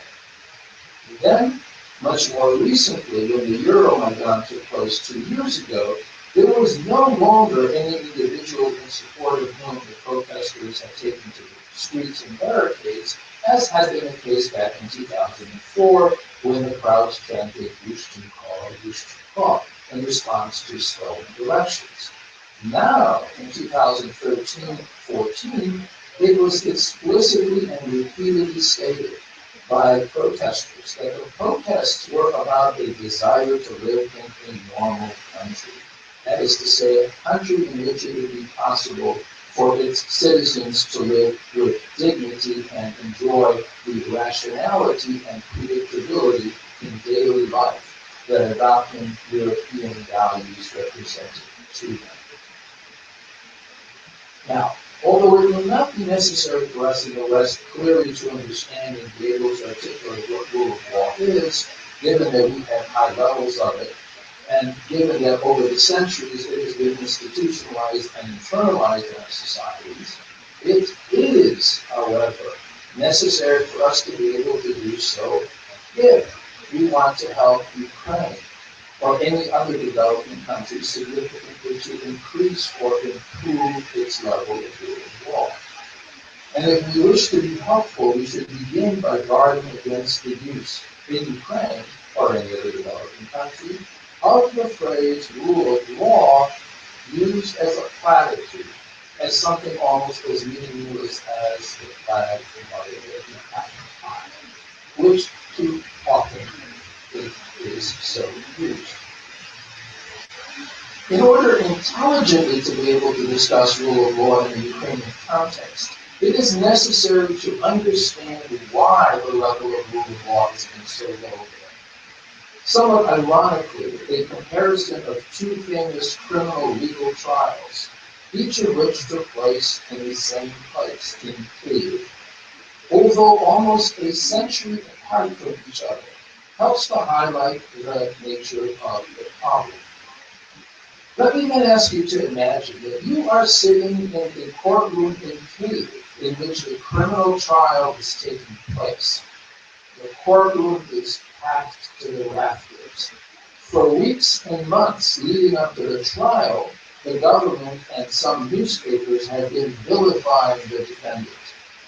The trial is so important that there has actually been communication about it between the judge assigned to the trial and the head of state.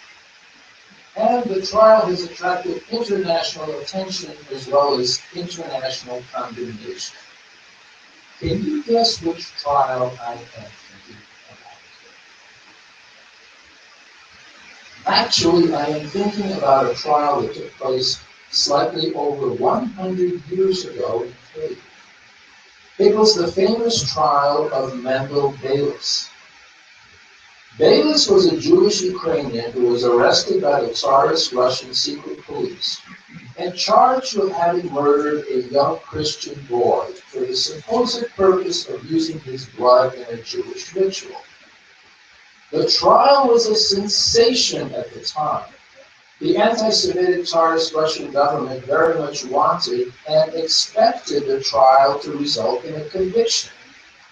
But the conviction never happened. Can you guess why it didn't happen? It didn't happen because the trial was a jury trial. Somewhat ironically, the jury consisted mostly or wholly of Ukrainian peasants. That prompted one police official at the time to contemptuously describe the jury as an ignorant jury, insofar as there were no members of the intelligentsia. So it doesn't matter who was on the jury. What matters is that there was a jury of regular people before whom the prosecution's evidence was presented. The trial lasted a month. The members of the jury listened to the evidence, listened to the defense's cross-examination of the prosecution's witnesses, listened to the defense's witnesses, and at the end of the trial, deliberated and decided, based on the evidence and the arguments presented to them, that Beilis was not guilty. Beilis then emigrated to Palestine and later to the United States, where he lived out his life, the rest of his life, and a number of Jewish authors have written novels and other books about that whole case. Fast forward 100 years from the Beilis trial, which took place in 1913, to the trials in Kyiv of Yulia Tymoshenko or Yuri Lutsenko or any of the other ministers who were criminally charged, all of whom were convicted after trials without juries and with so many procedural flaws as to render the verdicts almost laughable. What accounts for this dramatic regression in legal fairness, for this huge reduction in level of rule of law? It may, from a historical perspective, be an intellectual curiosity that Karl Marx managed to spend more than 30 years living in England without realizing that the rule of law there had an existence independent of the class conflicts that may have characterized 19th century English life. But for anyone who had to live under a Soviet system, that fact had profoundly tragic consequences. As some of you may know, according to Marx's theory, the dominant economic relations in a society constituted the base or substructure that then supposedly determined the so-called superstructure, such as the system of, among other things, law. So, according to this view of the world, legal systems were inescapably political. Thus, when Lenin and Trotsky came to power in 1917, one of the first things they did was to completely dismantle the legal system then existing in what had been the Russian Empire. That's the same legal system that, whatever its shortcoming, made it possible, contrary to everyone's expectations, to provide Mendel Bayless with a fair trial in 1913. What followed after the so-called October Revolution in Russia were so-called people's courts, so-called troikas, consisting of the local Communist Party leader, a prosecutor, and a judge, which troikas in the 1930s decided life or death cases in a matter of minutes in the middle of the night. And what also followed included show trials, kangaroo courts, and so on. The whole point of the Soviet legal system became, instead of seeking to provide justice and a sense of fairness, focused on serving as one of the leading mechanisms of the state's arsenal used to control its population and punish its real and imagined enemies. This then resulted in what the historian Richard Pipes astutely called a system of legalized lawlessness. Former Russian President Medvedev, in one of his more intellectually sober moments, characterized Russia's post-Soviet legal system as one of legal nihilism. And surely this complete diversion of a legal system from any of the foundations on which Western legal systems had been built over the centuries contributed to the kind of complete moral bankruptcy that Nikolai Tereshkov, Gorbachev's prime minister, one of the architects of perestroika, bemoaned in 1985. He said, quote, "The moral state of Soviet society was, according to Rishkov, its, quote, most terrifying characteristic. Quote, we stole from ourselves, took and gave bribes, lied in the reports, in newspapers, on high podiums, wallowed in our lives, hung medals on one another, and all of this from top to bottom and from bottom to top." End quote. Given Ukraine's post-Soviet legal inheritance, the contrast between the Bayless trial in 1913 and the Timoshenko, Lutsenko, etc. trials becomes, 100 years later, becomes much less of a mystery. Let me touch on the issue of corruption and how that relates to levels of rule of law before I share some final thoughts about rule of law in Ukraine. For some reason, it has become popular to adopt military terminology to civilian life. Thus, we often hear of the need to combat corruption and to defeat corruption. That is a little silly insofar as corruption can never be defeated in the sense of eliminated. What any sober anti-corruption campaign can actually attempt to accomplish is to move a country's needle on the corruption scale from a condition of rampant systemic corruption down towards a more controllable condition of merely episodic corruption, which is what those of us who live in the United States and Canada have. Yeah, that is out of corruption. Any successful anti-corruption campaign needs to consist of three elements. And again, other speakers have touched on some or all of them. These are, in no particular order, effective law enforcement. Second, a cultural change involving what is societally expected and acceptable. And three, changes in the system of economic incentives and disincentives faced by public servants who may be tempted by corruption.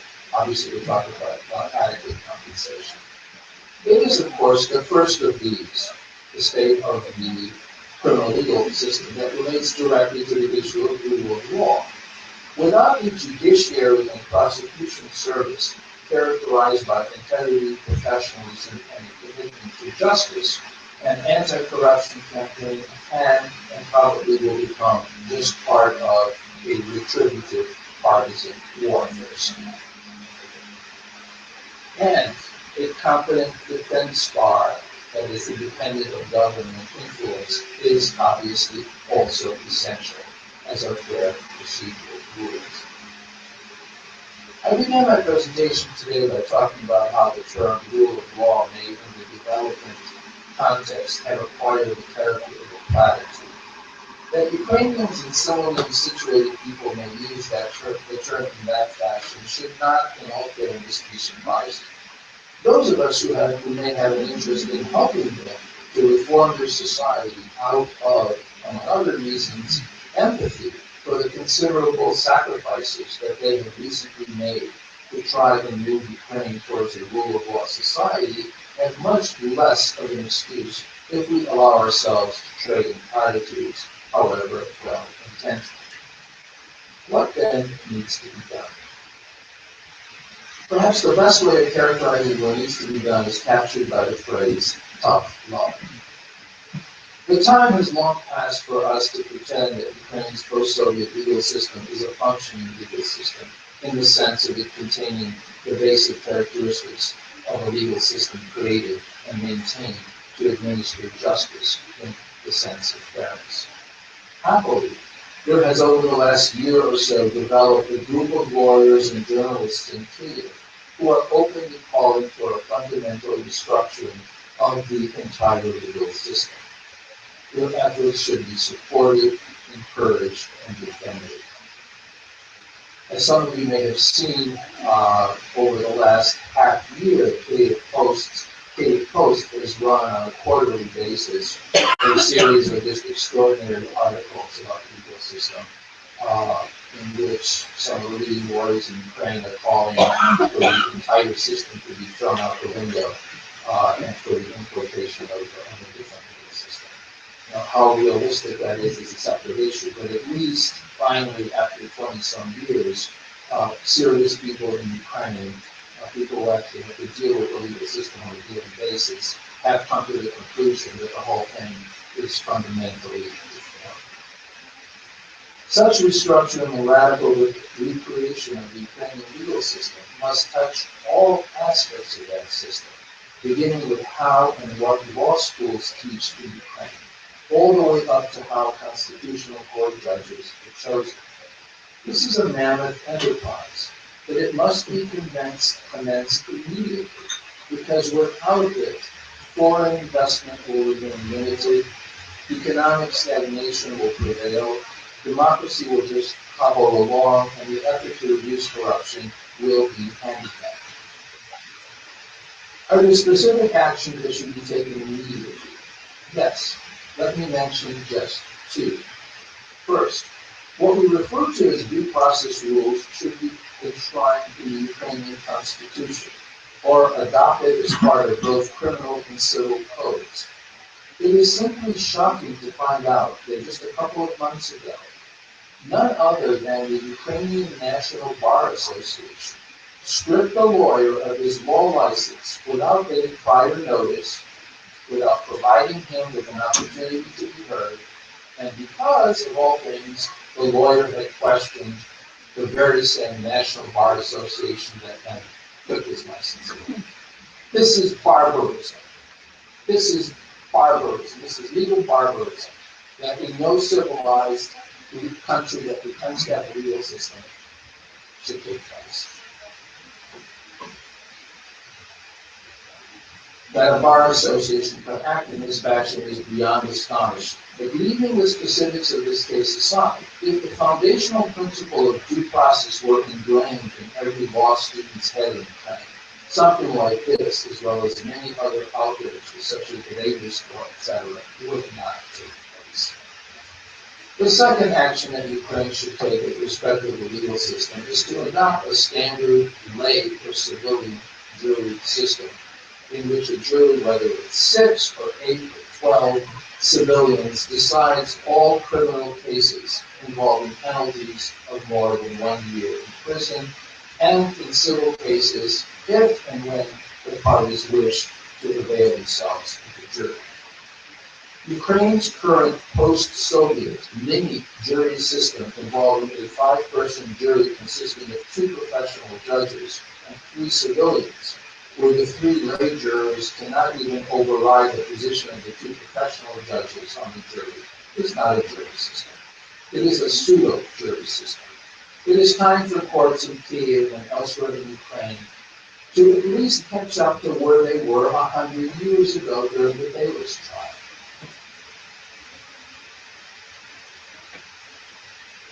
A note of caution. Just agitating in favor of some specific prescription that reflects merely one aspect of a rule of law state of affairs, while being oblivious to rule of law being, as I have repeatedly said, a highly complex social mechanism with many, both large and small, moving parts, can in some instances produce unintended consequences that are undesirable.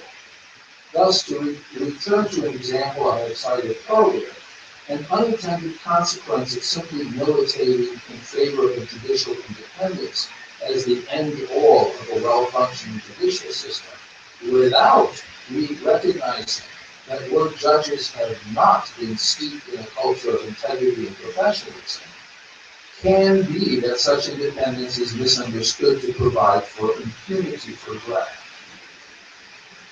It is in some sense unfortunate that it happens to be the case that a well-functioning legal system, in the sense of one reflecting a high level of rule of law, is the necessary condition for real democracy, a real market economy, control of corruption, and justice. It's unfortunate that this is the case because it was precisely the legal system that the Soviets completely destroyed and then recreated in a fundamentally deformed fashion. If it had been engineering, or if it were engineering, or medicine, or education that was the necessary condition for rule of law, then the challenges of reforming or modifying post-Soviet practices would be much, much easier, as Soviet engineering or medicine or education were all functional disciplines. But reality is what it is, not what we would like it to be. This means that if we care about a country such as Ukraine, we have a lot of intellectual and organizational heavy lifting to perform. This must begin with a clear understanding on our own part of what rule of law is, what its constituent elements are, and how it may be advanced, so that some of the centuries that it took in the West may be compressed into a slightly shorter time frame to help the Ukrainians who froze out on the Maidan during the Revolution of Dignity in the hopes of moving Ukraine in the direction of the rule of law state.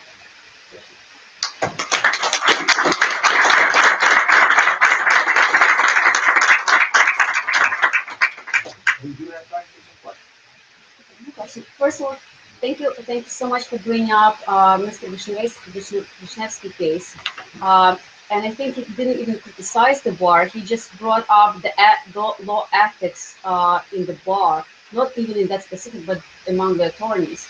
And there was a judicial ruling challenging that proceedings, which they still disregarded and then went ahead and disbarred him. But that aside, I wanted to ask you a very specific question. I know you were one of the candidates for the anti-corruption commission. You were considered, and as we know, I mean, there were many people who were also considered, or and for different positions. So, one of the requirements to head one of the departments or to be the administrative role, you have to have 5 years of prosecutorial experience. And as much as I love experience and knowledge, but don't you think it's actually problematic, because then those people are already so in 5 years much deep in that um, experience, negative experience, that they cannot actually be impartial and objective. If you just feel like The issue is that you had asked about my candidates. Yes, I was actually offered the job to be the director of the anti-corruption bureau by the president. It turned out that he didn't have the authority to offer me the job. Then it turned out that they were unaware of their own law, in the sense that the law has a restriction, has an age restriction. You can't be older than 65. I'm older than 65. And I explained this to the president, and he said that they would take care of it. This was back in December, and either they chose not to, or I have no idea what happened, because I'm not that interested sort of in internal politics and so on. But your second question is, or the second point you made was, yeah, there is kind of what in Ukrainian is referred to as a Rodajin call. That is to say, on the one hand, being a criminal prosecutor is something that does require experience. On the other hand, if you're trying to create a unit of prosecutors that will deal with corruption cases, where do you find them, given the fact that the Ukrainian prosecution service is to a substantial degree a cesspool? There's no easy answer. I mean, the Europeans and the American government has been trying to work with the American embassy has been trying to work with the Ukrainian prosecution service for the last decade. It's been like they're beating their head against the wall. But based on what I hear, there are individuals who are Ukrainian prosecutors who are professional and have integrity. The question is, how do you develop a structure that will make it possible to pick those people out? The answer is not that complicated. It's a matter of political will. I mean, that is to say, for example, Ukraine should appoint a committee of, 5 people, the majority of whom are foreigners, but who have experience in Ukraine, to choose the leaders of the anti-corruption prosecution. And that would be the obvious way of doing it. It's sort of equally obvious that that's not where the government right now is inclined. Right? That's not how it's inclined. But I mean, there are ways. It's a huge problem, but there are ways of solving it. We have time for one more quick question, if there are any other questions. To what extent do you think, if they prosecuted at least one of the people who were involved in shootings at the Maidan, would that signal a possible change in direction in terms of corruption in Ukraine?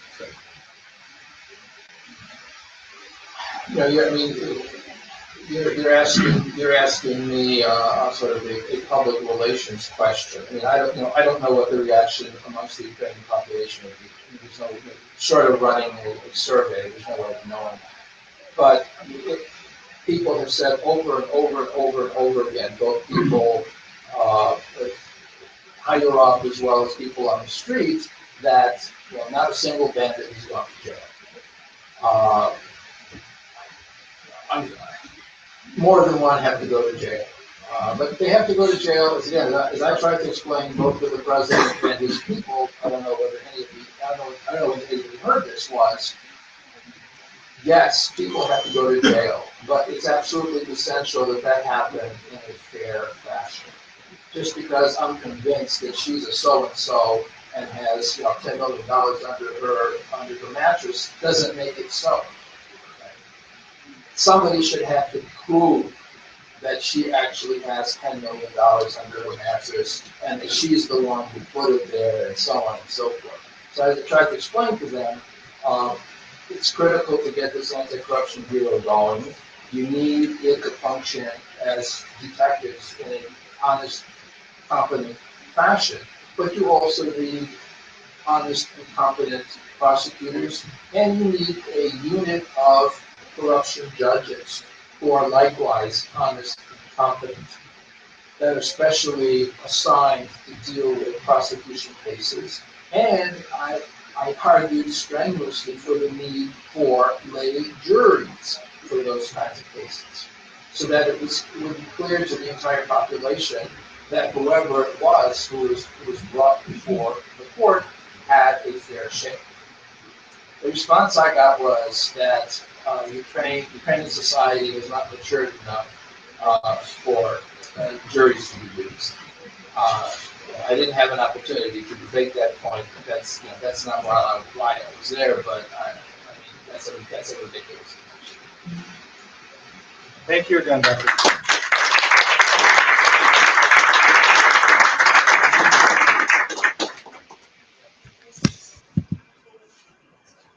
Our final speaker, last but certainly not least, is Valentin Gvozdy. He was chairman of the tax committee of the Association of Lawyers of Ukraine from 2004 to 2010, and a member of the public collegium on the state tax administration of Ukraine from 2008 to 2010. He was head of the KU branch of the Association of Advocates of Ukraine in 2009, and vice president of the Bar Association of Ukraine also in 2009. He is currently the deputy head of the Ukrainian National Bar Association and Bar Council of Ukraine. Please welcome Valentin Gvozdy. Is this the same bar association this bar is a member? Yes. Yes, it is. It should be interesting.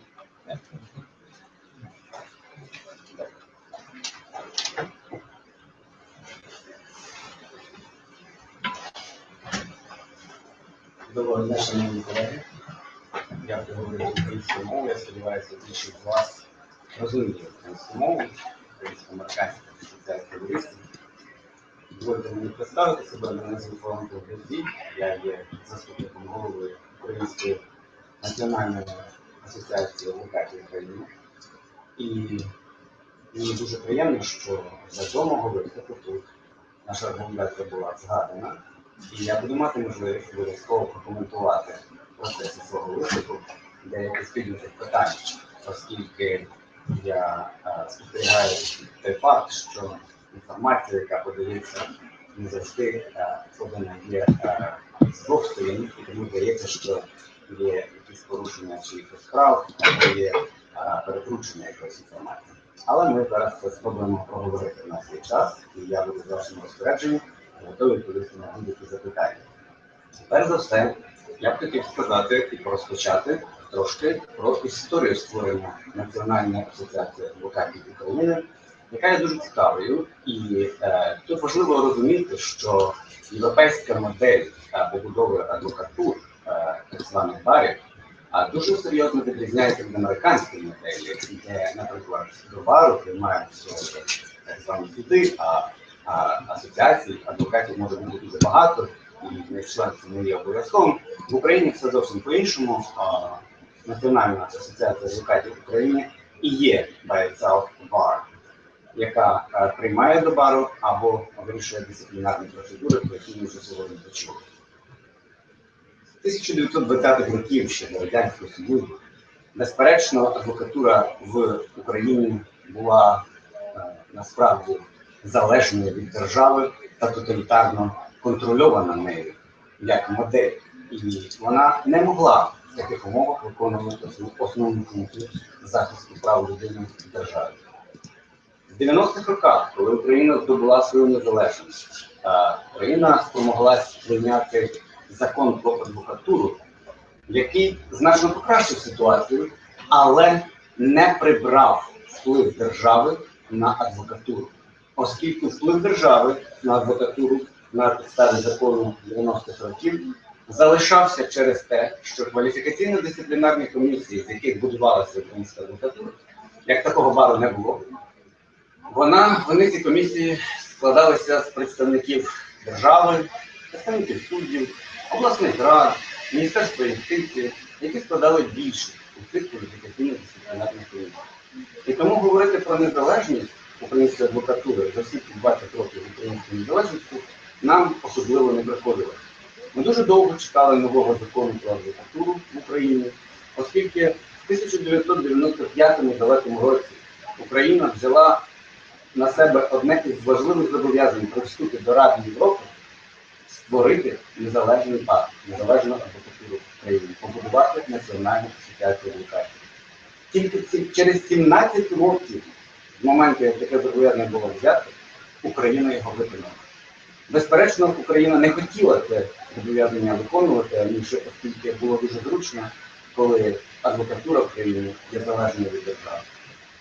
У 2012 році Україна накінець-то прийняла закон про адвокатуру та адвокатську діяльність, який встановив дуже важливі речі і фактично очистив українську адвокатуру від впливу державних представників. З того моменту українська адвокатура стала самоврядною. Це означає, що на підставі цього закону було передбачено, що українські адвокати вправі зібратися на конгрес, на з'їзд, і на цьому з'їзді заснувати вперше в своїй історії єдиний український бар. Звичайно, це був нелегкий процес. Ви можете зрозуміти, 20 років керували кваліфікаційно-дисциплінарними комісіями людей, які ще з радянських часів там перебували і звикли до інших, скажімо так, методів управління і так далі.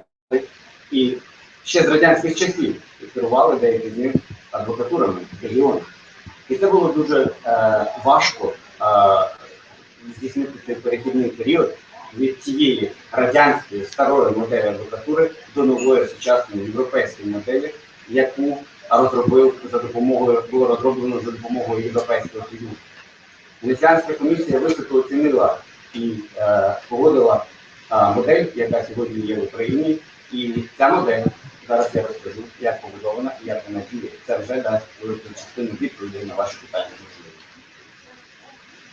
Важливо розуміти, що українська адвокатура побудована по принципу знизу до гори, тобто знизу до верху.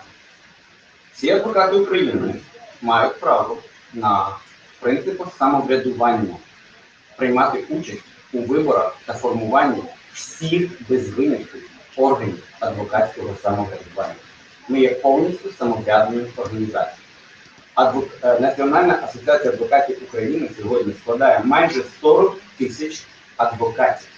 До неї входять всі адвокати України. Як ви можете бачити на слайді, знизу це конференції адвокатів регіону, які самі обирають свої регіональні бари.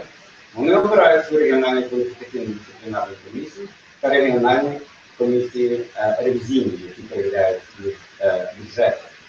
Кожна з цих конференцій місцевих, локальних, самого низу, направляє по одному представнику в Раду адвокатів України, яка є вищим органом адвокатського самоврядування та постійним діючим органом, який діє в період між з'їздами, який є найвищим органом адвокатського самоврядування.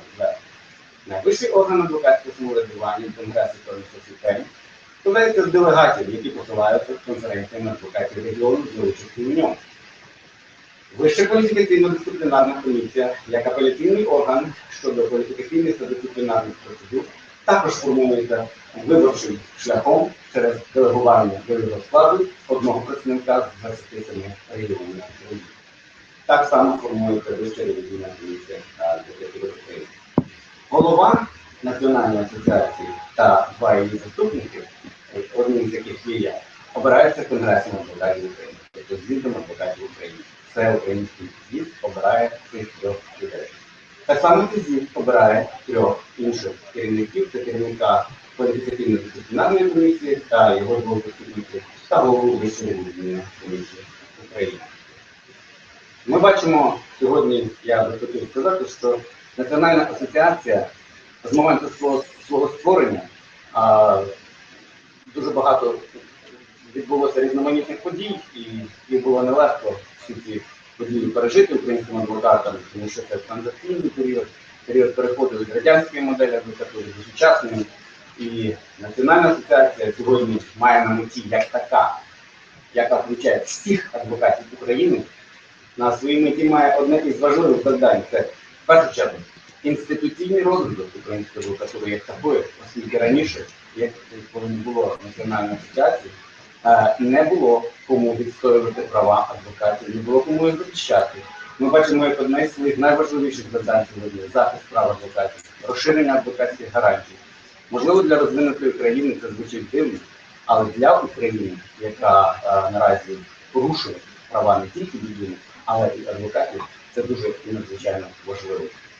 Ми дуже багато робимо для підвищення кваліфікації адвокатів, навчання. Безперечно, що величезна робота робиться для того, щоб адвокатура була незалежною. І ми про це поговоримо зараз трошечки пізніше. Якщо повертатися до принципів побудови, ви бачите, 27 конференцій регіонів, як я вже сказав, формують регіональні органи у себе. Це дисциплінарно адміністративні комісії, регіональні бари та регіональні аудити. Також дуже важливо розуміти те, що саме 27 цих регіонів приймають участь у формуванні всіх дисциплінарних органів самоуправління адвокатурою на всіх рівнях, починаючи з знизу до верху.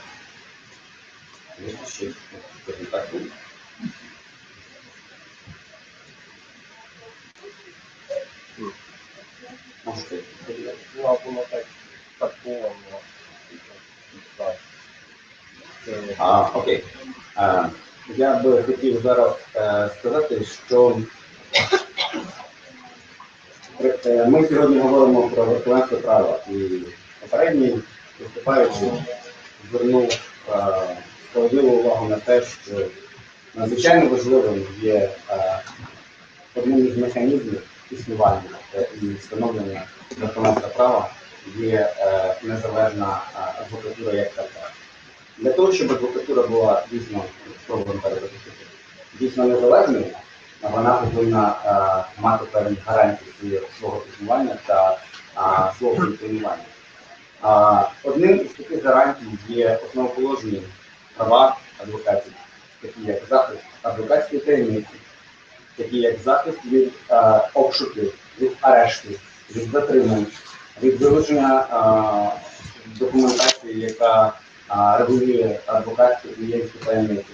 І з цими питаннями у нас сьогодні в адвокатурі є великі проблеми. Я лише хочу вам показати декілька слайдів, щоб наглядно було зрозуміло, як повинно змогти.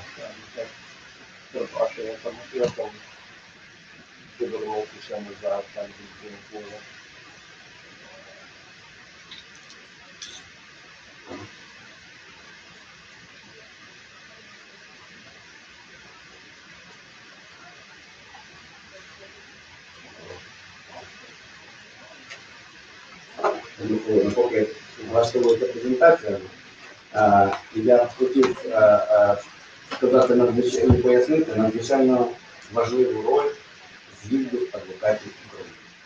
З'їзд адвокатів України є найвищим органом адвокатського самоврядування, та він складається зі всіх представників зі всіх адвокатів України. З'їзд наділений законом надзвичайно важливими повноваженнями. Зокрема, з'їзд, як я вже сказав, призначає керівництво Національної асоціації адвокатів України та відкликає їх достроково відповідних посад. З'їзд адвокатів України в Україні наділений надзвичайно важливими для українських реалій повноваженнями, а саме ви, напевно, хто цікавиться, як в Україні побудована система правосуддя, знаєте, що в Україні існує Вища рада юстиції. Це орган, який розглядає дисциплінарні провадження по відношенню до суддів, в тому числі Верховного суду України. Він складається з 20 членів. Також Національна асоціація адвокатів України, адвокати України на своєму звіті обирають, призначають 3 членів з 20 членів Вищої ради юстиції. Ми також призначаємо 2 членів з 11 Вищої кваліфікаційної дисциплінарної комісії суддів України, а також одного із, якщо не помиляюсь, теж 11 членів кваліфікаційних дисциплінарних комісій прокуратури України. Тобто, як ви можете бачити і чути, Українська адвокатура залучена до процесу, який покликаний забезпечити справедливе правосуддя. І в зв'язку з тим, що ми маємо такі повноваження, ми маємо також в зв'язку з цим і певні проблеми через те, що на українську адвокатуру здійснюється вплив і здійснюється тиск для того, щоб в кінцевому розрахунку впливати та тиснути на судову систему України.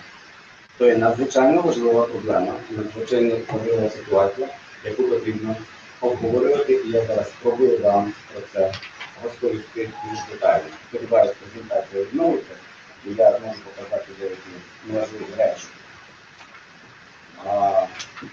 У нас мають місце, давайте залишимо тут, можливо, не файли буде таке. Я би хотів показати вам декілька картинок.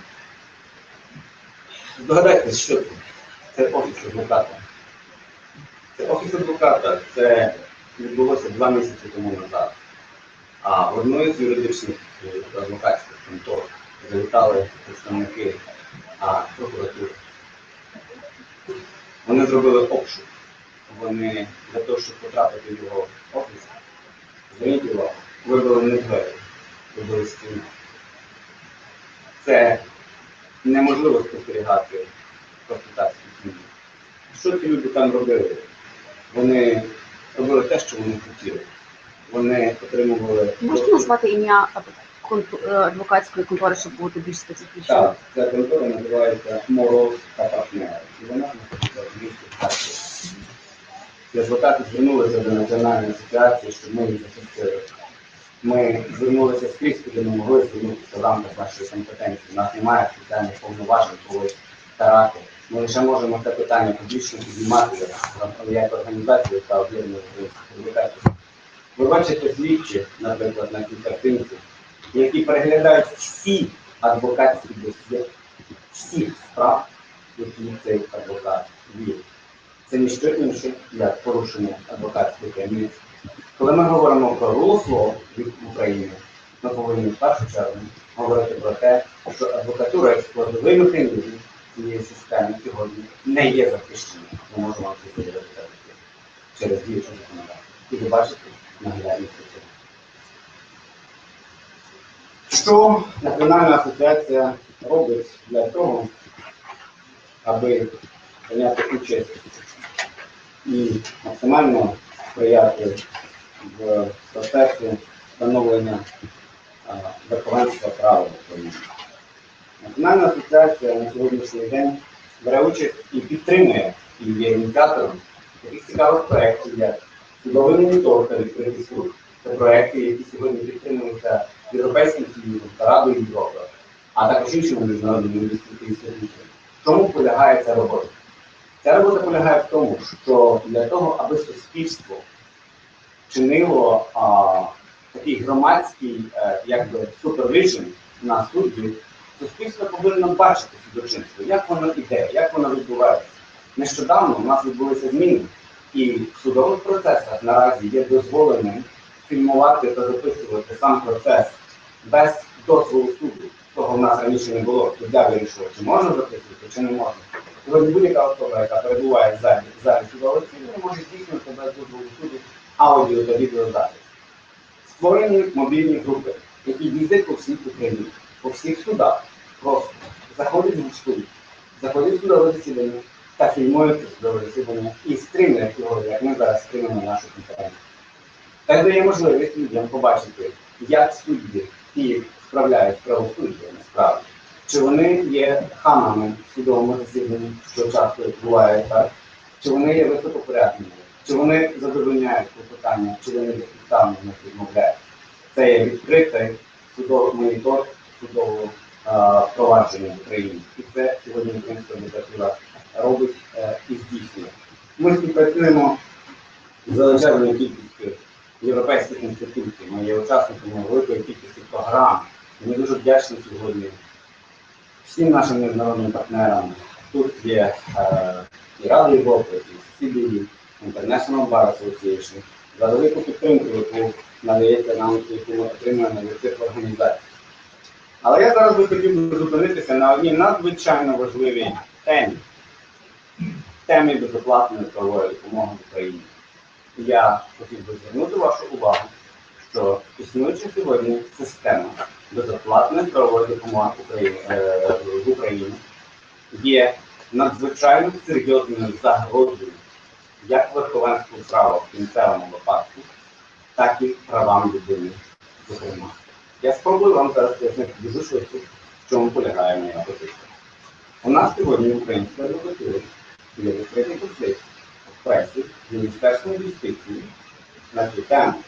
І ми сподіваємося на конструктивний діалог в цьому ключі. Що ми сьогодні маємо? Я можу пояснити вам, як у нас в Україні побудована система безоплатної правової допомоги дуже швидко. При Міністерстві юстиції створені координаційні центри. На папері виглядає все дуже демократично і дуже гарно. Ці координаційні центри з надання правової допомоги контрактують адвокатів для того, щоб адвокати надавали безоплатну правову допомогу. Це окей. Однак, коли вони контрактують таких адвокатів, не встановлено, вони роблять конкурс. І вони вирішують, які адвокати будуть проходити цей конкурс, а які можуть його не пройти. Це теж можливо і окей, але конкурси ці не є транспарентні, і на наш погляд, на погляд Національної асоціації адвокатів України, це є одним із важливих інструментів допуску адвокатів до роботи в системі безоплатної правової допомоги. Наступною серйозною проблемою, яка є в системі правової допомоги безоплатної, це те, що юристи, які вже туди потрапили, і які надають таку безоплатну правову допомогу, отримують справи доручення абсолютно в ручному режимі. Тобто не існує система, яка б забезпечила справедливий розподіл справ. Зокрема, Національна асоціація провела моніторинг і отримала інформацію з сайту Міністерства юстиції координаційного центру, згідно якого одна із адвокатів в одному із регіонів отримала майже 500 000 справ всього за якихось там 6 місяців. Інший адвокат отримав лише одну справу. Що це таке? Це фактично інструмент впливу на тих адвокатів, які працюють в цій системі. Таким чином, Міністерство юстиції вирішує, хто буде мати роботу, а хто ні. Це дуже легкий інструмент впливу, оскільки можна здогадатися, що ті, хто не будуть виконувати вказівки Міністерства юстиції або координаційного центру, можуть просто не отримати ні одної справи і наступний раз просто не пройти конкурс, не буде допущеної до цієї системи.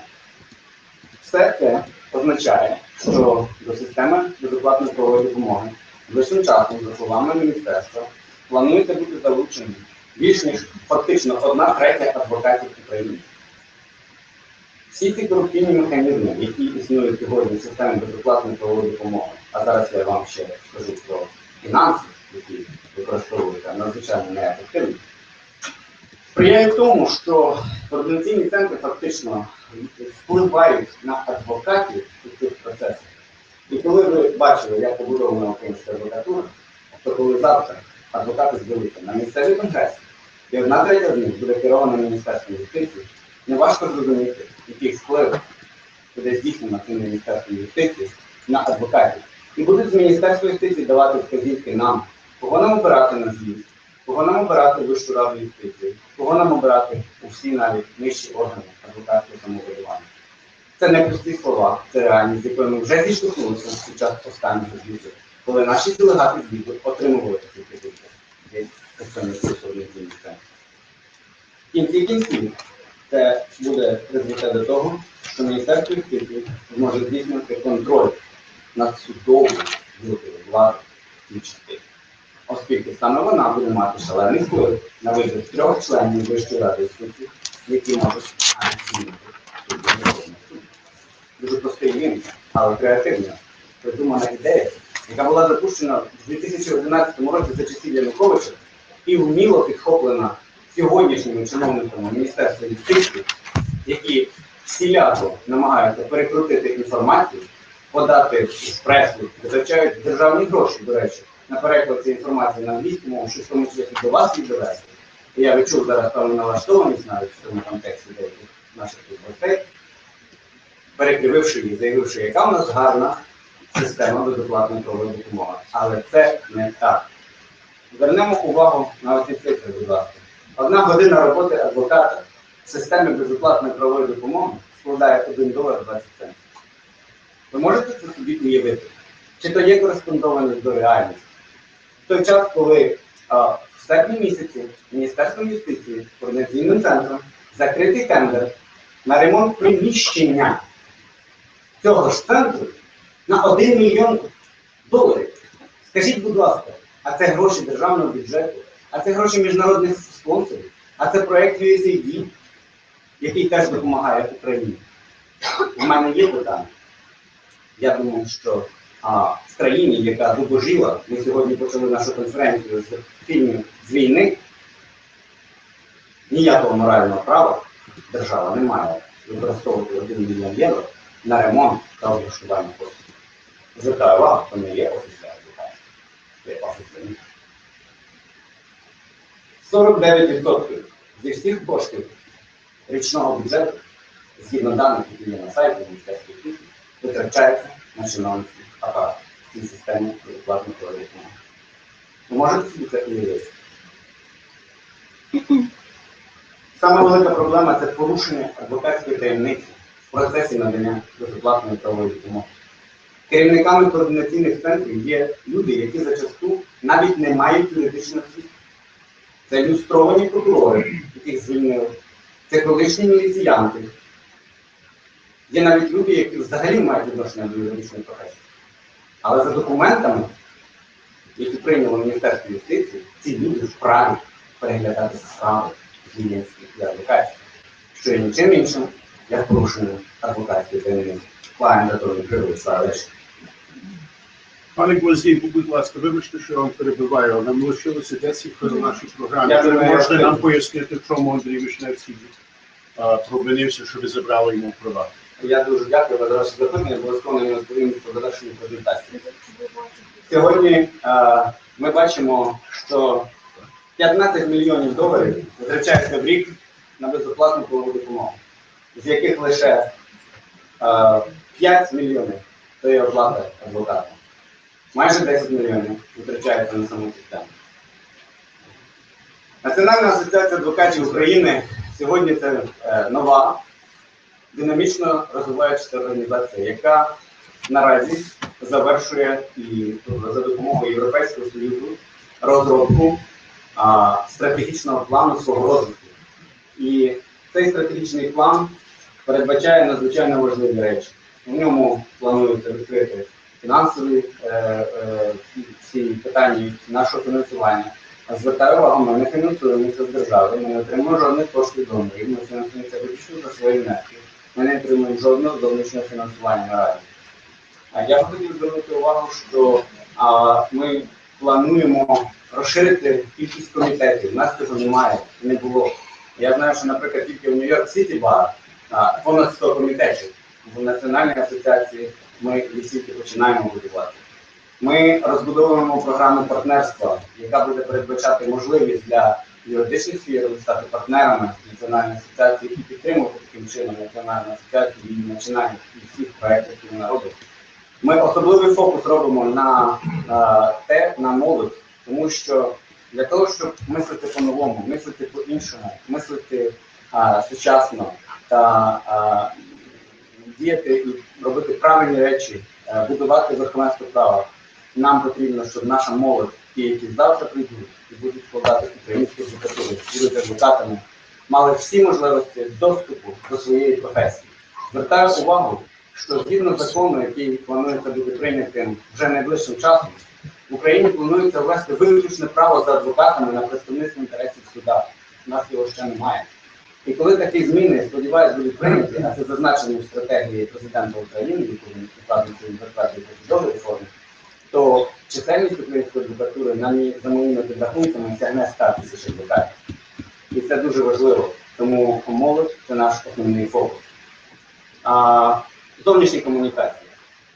Безперечно, ми здійснюємо велику кількість зараз, тільки починаємо, тому що весь час ми витратили 2,5 роки на будівництво Національної асоціації. Тільки зараз ми почали комунікувати. Тому ми навіть і сьогодні тільки тут. Щоб було зрозуміло, ми не подорожуємо за власний кошт. У нас немає достатньо ресурсів для того, щоб здійснити широку медійну підтримку І тому велика частина інформації, наприклад, просто не доходить до реципієнтів, яка повинна була б поширюватися. А я хотів би прокоментувати питання, яке мені було задано з залу, про пана Вишневського, я так сподіваюся.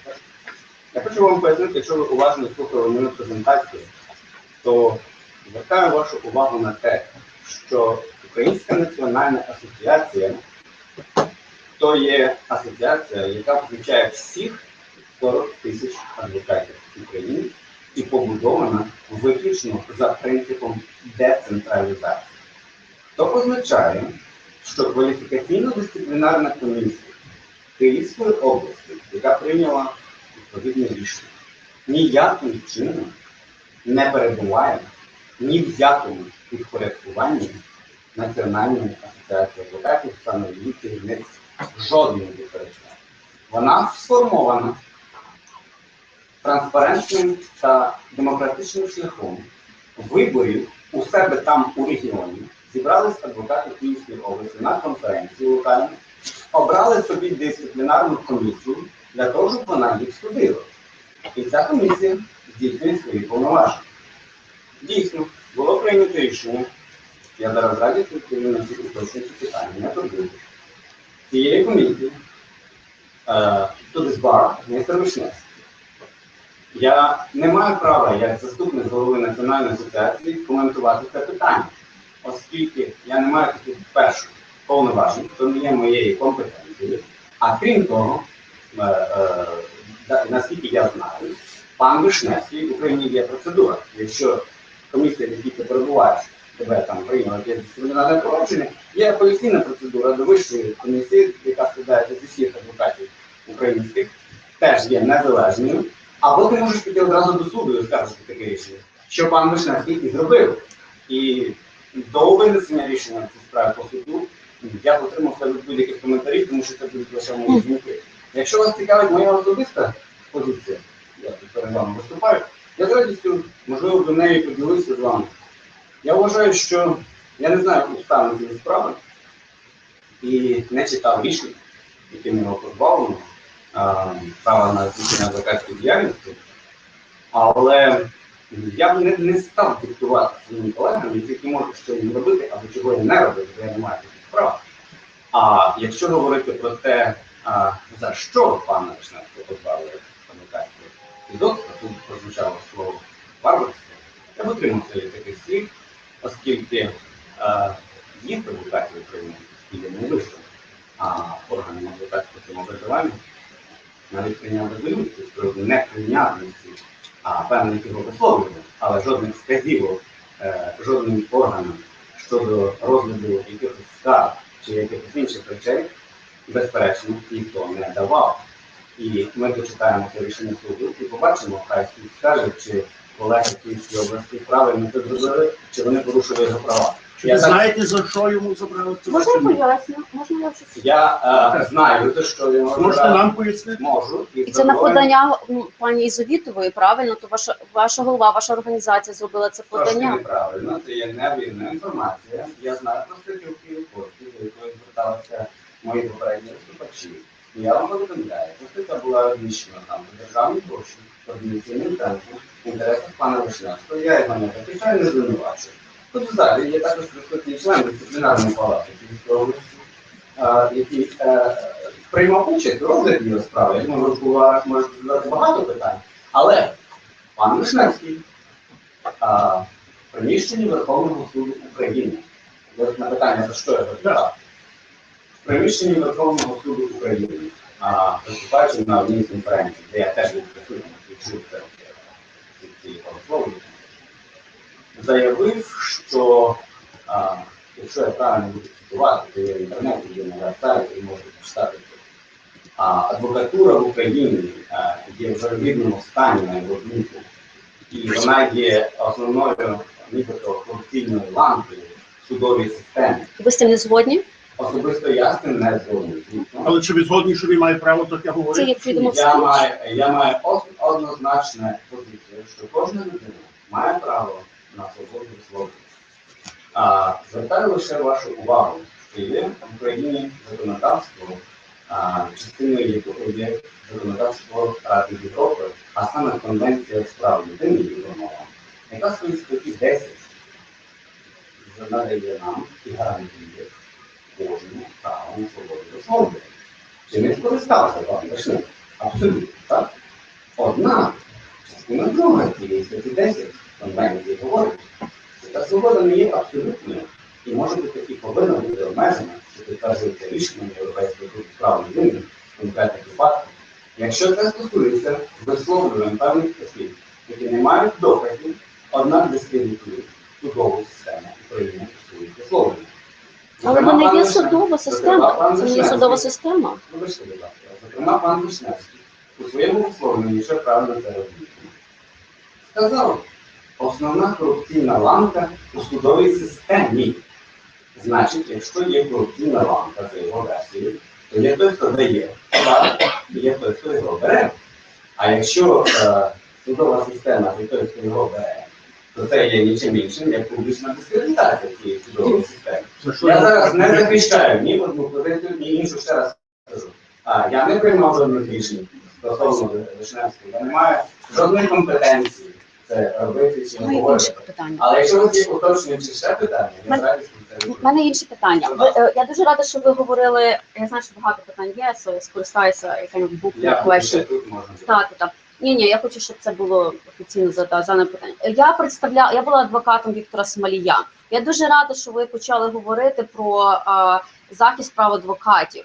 І одне з важливих питань було, поки адвоката Смолія судили за те, що він робив свою роботу, ваша організація, голова вашої організації сказала, що вибачилася за його дії. Для мене, як для адвоката, це було неприпустимо, тому що є презумпція невинності. Not guilty until proven, not innocent until proven guilty, right? So я звернулася до Української American Bar Association, і вони радо підтримали ініціативу і звернулися до вас. Коли я в них запиталася, що сталося з цією петицією, вони сказали, що ви її загубили. Це була публічна петиція. Інше, я зараз задам це велике питання. Пані Ізовітова сказала, що and quote-unquote, I'll be happy to send a link to everyone. Держава має триматись осторонь від захисту прав людини. I'll translate. The state has to stay away from defending human rights. Наскільки я розумію, я не хочу... YouTube, я вам відійшлю. Пані Ізовітова, і після неї ви виступаєте якраз на цій конференції. So, наскільки я розумію, я не захищаю ні Міністерство юстиції, в нас в Америці існує Public Defender's Office. Бар-асоціації мають свої кози, на якими вони пробоно працюють. А наскільки я розумію, я спілкувалася спеціально перед вашим виступом з паном Вишневським. Даремно ви це. Це не є упередженість. Я насправді виросла в Україні, насправді я дуже добре розумію, про що ви говорите і про що ви не говорите. І ці схеми, вони дуже красиві, але вони ні про що не розказують, по суті. У 2014 році вони роблять достатньо добру роботу. Вони на 80%... Можна я закінчу це питання? Можна запитання? Наскільки я розумію, цей весь суперечка з тим, що ви вважаєте, що ви є qualified забрати цю роботу, що робили Public Defender's Office. Чи ви вважаєте, що після таких заяв Смолій був тортурований, ви говорите про захист прав людини, про захист прав адвоката? Як виглядає, ви дуже вибірково захищаєте таких адвокатів, ви захищаєте. Після того пані Зобітова, все, що вона сказала Смолія справді, сказала, я не дипломат. Очевидно, що вона не є дипломат, але вона також виглядає, ця заява не дуже кваліфікована, бо і слава Богу, що я живу у вільній країні, де в мене не заберуть мої bar license to practice law, правильно? Чи ви себе вважаєте fit, професійно і вважаючи на ці заяви і на ці всі речі, навіть цей ковер, і чому замість того, щоб створити щось своє гідне і добре, ви стараєтеся зараз і робите це все? Я бачила багато також кореспонденції, яка висилалася іншим бар-асоціаціям, і насправді мене професійно, і як українку, воно мене дуже зачепило, дуже мені соромно було. Я по порядку на них відповім. Насправді дуже важко відповідати на питання людини, яка, як мені здалося, вибачте, володіє недостовірною інформацією. Перше, буду радий, якщо ви поділитися зі мною так всіма присутніми, щоб більше раз прозвучало у вас лінком до того, як за вашу версію, Лідія Павлівна це сказала, я в цьому сумніваюся. Що стосується Хмелія, я би хотів, давайте поважати до один одного, я вас дуже поважаю, і я маю дивитися на ваше запитання. Дякую. Я розумію, що ви говорили, що пані Вишневський, він вам повідомив свою сторону, слухайте тепер мене. А що стосується пана Смолія, нашого колеги? Дійсно факт, коли був суд, пан Смолій, я теж там не був в тому суді, що ви були дітей, вчинив певні дії, судовому процесі, будучи не згодним з рішенням судді. А наскільки я знаю, накинувся на судді та розірвав моменті. Чому суд презумпції невинності? Одну хвилинку. На наступний день, коли стало про це відомо, того, що представити корпорацію ВК, наш президент вибачила не перед цією суддею, а перед суддями за поведінку, я прошу вибачити, за поведінку судовому засіданні адвоката. Якщо ви погодитеся зі мною, адвокат не повинен назвати мене на суді.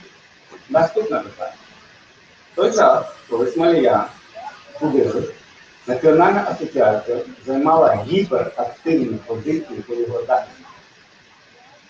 У нас на веб-сайті ви можете знайти кореспонденцію, тому що це питання було обговорено, кореспонденцію, більше ніж на 15 сторінках, до кого ми зверталися проханням захистити Смолія.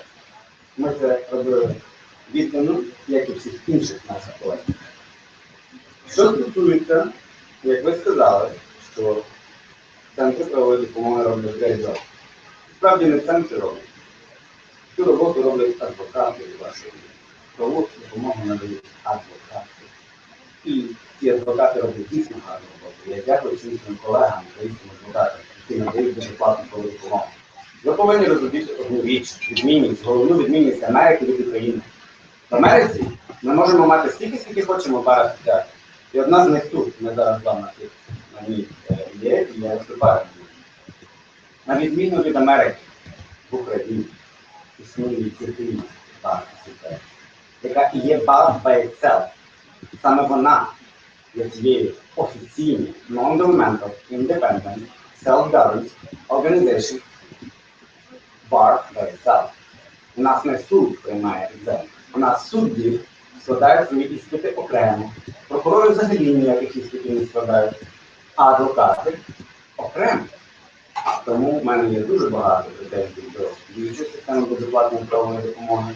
І я хочу тільки сказати, що за понеділок на нашому сайті англійською мовою зможете знайти репорт, який підготувала Національна асоціація по посиланню на джерела.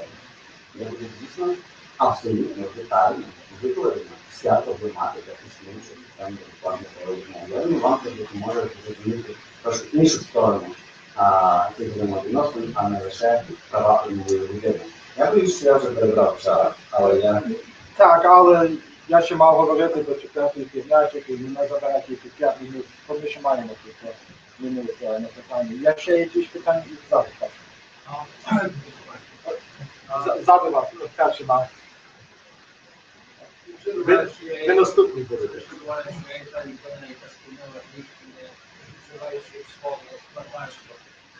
Ціла дискусія пішла теж наші. Це було важко через процедуральні вимоги. Я не знаю пана Вишневського, я з ним не говорив. Для цього можливо, що може він щось зробив, щоб заслуговувало, щоб йому відбирати власне. Я не знаю, я не забираю голос з того питання. І ви маєте рацію, що в кожній системі право на свободу є декотрі обмеження. Є декотрі обмеження судді, американські суддя може сказати, адвокат і оборонець мають звертатися до скінчення Далі судової справи, що б не було, він найкраще. Вона суть була в тому, суть була в тому, що неможливо, недопустимо, щоб я робив рішення, що від цього поєднання майна. А лайсенс то є майно. Це недопустимо, щоб я робив рішення щодо майна і не сказав йому, що я буду робити майно. Я не розумію. Але Пане Фіски, я зараз відповім. Так. Я тепер зрозумів, чому ви так що робите. ви скажете нам, що це, що було написано Галію Койнаш, це є неточно, і було, що інакше, що він знав про це, що він був і мав на увазі. Я не знав просто, що у вас така інформація. Пане Фіски, я дуже дякую вам за це питання, тому що я тепер розумію, в чому є проблема. Насправді, це повна неправда, я навіть більше скажу, це відверта брехня. Те, що даний кандидат не знав, що проти нього відкрите дисциплінарне провадження. Він знав про це, що підтверджується тим, що він прийшов перед розглядом цього питання на пропозицію. У нас є процедура ціла. Вона дуже чітко регламентована в законі, вона була тут дотримана. Він був повідомлений, а він прийшов до дисциплінарної палати, він дав пояснення свої письмові, вони обговорювалися навіть у Фейсбуці, він про це сам писав на своїй сторінці, можете подивитися та перевірити вільно. А потім він написав письмову заяву, що в зв'язку з тим, що я хотів би ознайомитися з матеріалами мого дисциплінарного провадження, прошу мені надати для того час. І дисциплінарна палата йому надала 2 місяці часу для того, щоб він міг ознайомитися з суттю обвинувачень, висунутих проти нього, і найняти собі, якщо треба, навіть представника і захисника. Що він і зробив? У нього було декілька професійних адвокатів в якості його представників перед дисциплінарною палатою, тому що дисциплінарна палата, це є публічне слухання у нас, не є закрита якась процедура, як колись за радянських часів. Там була присутня вся юридична преса. На слуханнях були присутні понад 150 людей, які просто слухали і дивилися цей процес. І більше того вам скажу, наскільки я знаю, зараз нехай мій колега Микола пояснить, пан Вишневський був запрошений напередодні слухання його справи для медіації, для вирішення того питання тихо в адвокатурі, щоб не виносити це все на публічний осуд. І він відмовився від тої медіації, він не прийшов, хоча він довго приймав участь у переговорах щодо неї, він просто не прийшов. І прийшли члени комісії, які сиділи, чекали його, що він прийде, і вони скажуть, що можливо ми вас невірно зрозуміли, що ви мали на увазі, поясніть і так далі. Ми готові, можливо, якось, щоб не було того дисциплінарного процесу. Він просто не прийшов. Це було зроблено абсолютно in line with policy of Ministry of Justice, who decided to hijack the Ukrainian bar, doing a lot of things. We have written proofs that they did it against us, but it is not, again, please understand, I am not in power to do any influence on disciplinary commissions, local one, because according to the law, I just can represent our lawyers in general. I have no power to give any instruction to disciplinary commission. I think my colleague, Mr. Nikolai Pavlov, will explain in details because he is a member of this disciplinary commission who will hearing this case. Yes, exactly. I would rather to refrain from giving any comments because it's really not your company, so please not interfere with our company. Я не хотів би, щоб тут зараз питання адвоката Вишневського, якщо ви згадали адвоката Смолія, ставало питанням якихось мучеників від української адвокатури проти української адвокатури жертв. Тому що я дуже хотів, щоб мої дорогі колеги хоч раз були присутні на тих засіданнях дисциплінарних палат, коли розглядаються справи стосовно адвокатів Смолія або Вишневського. Я дуже сильно сумніваюся в тому, щоб дисциплінарні палати в Америці дозволили собі, щоб з ними, зі своїми колегами, адвокати поводяться настільки нечемно, я би сказав, навіть принизливо, як це робить, зокрема, адвокат на мою думку. Один або другий тут згаданий Вишневський або Смолій. Тому що це іноді перетворюється у фарс, і та атмосфера, в якій відбувається засідання дисциплінарної палати, ну, на жаль, їх не можна назвати цивілізованим, саме через присутність згаданих персонажів. Я нічого не знаю про одного або іншого як про особистості. Ні. Я мав можливість тільки читати факти, які стосувалися дисциплінарних проваджень. Стосовно пана Смолієва, він двічі був у нас в палаті. Один раз, коли йому було вигідно, він сказав, що він не вважає себе членом дисциплінарної комісії Київської області. Другий раз, коли йому було вигідно, він сказав, що він вважає себе членом дисциплінарної палати Київської області. При цьому обидва вдаються до тактик затягування розгляду тим, що називають, ну, це їхнє право. Але от стосовно компетенції палати розглянути щодо них дисциплінарні справи, вони їх коли вигідно оскаржують для того, щоб вигнати пару місяців, коли не вигідно ні. Стосовно процедури, було порушено дисциплінарну справу за, ну, назвімо так, фактами дисциплінарних поступків. І про це ясно, що було повідомлено, зокрема, адвоката Вишневського. Він знав про те, що є факт порушення дисциплінарної справи і що її призначено на розгляд там такої-то дати. Він з'явився. Причому з'явився лише для того, щоб подати клопотання, що він потребує час за місяць, його не видалося, для ознайомлення зі справою. Йому цей час дали. А тепер, будь ласка, скажіть, де така буяла демократія американській Bar Association, що після того, як ти заявив клопотання про те, щоб відкласти судову дисциплінарну справу, тут дали передбачення зачитати твої пояснення. Я був почекати. Я був єдиним, який сказав, послухайте, колеги, ви попросили відкласти, ми не можемо розглядати по суті. Будь ласка, не зачитуйте зараз, оскільки ви самі суперечите суді, треба бути коректним.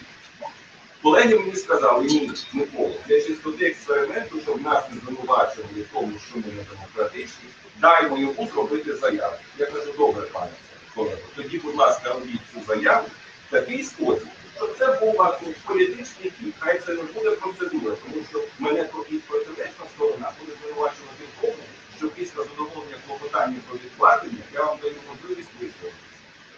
Він прочитав присутності тих 30 осіб, які сиділи буквально в нас на головах. Значить, це те, що він сам хотів.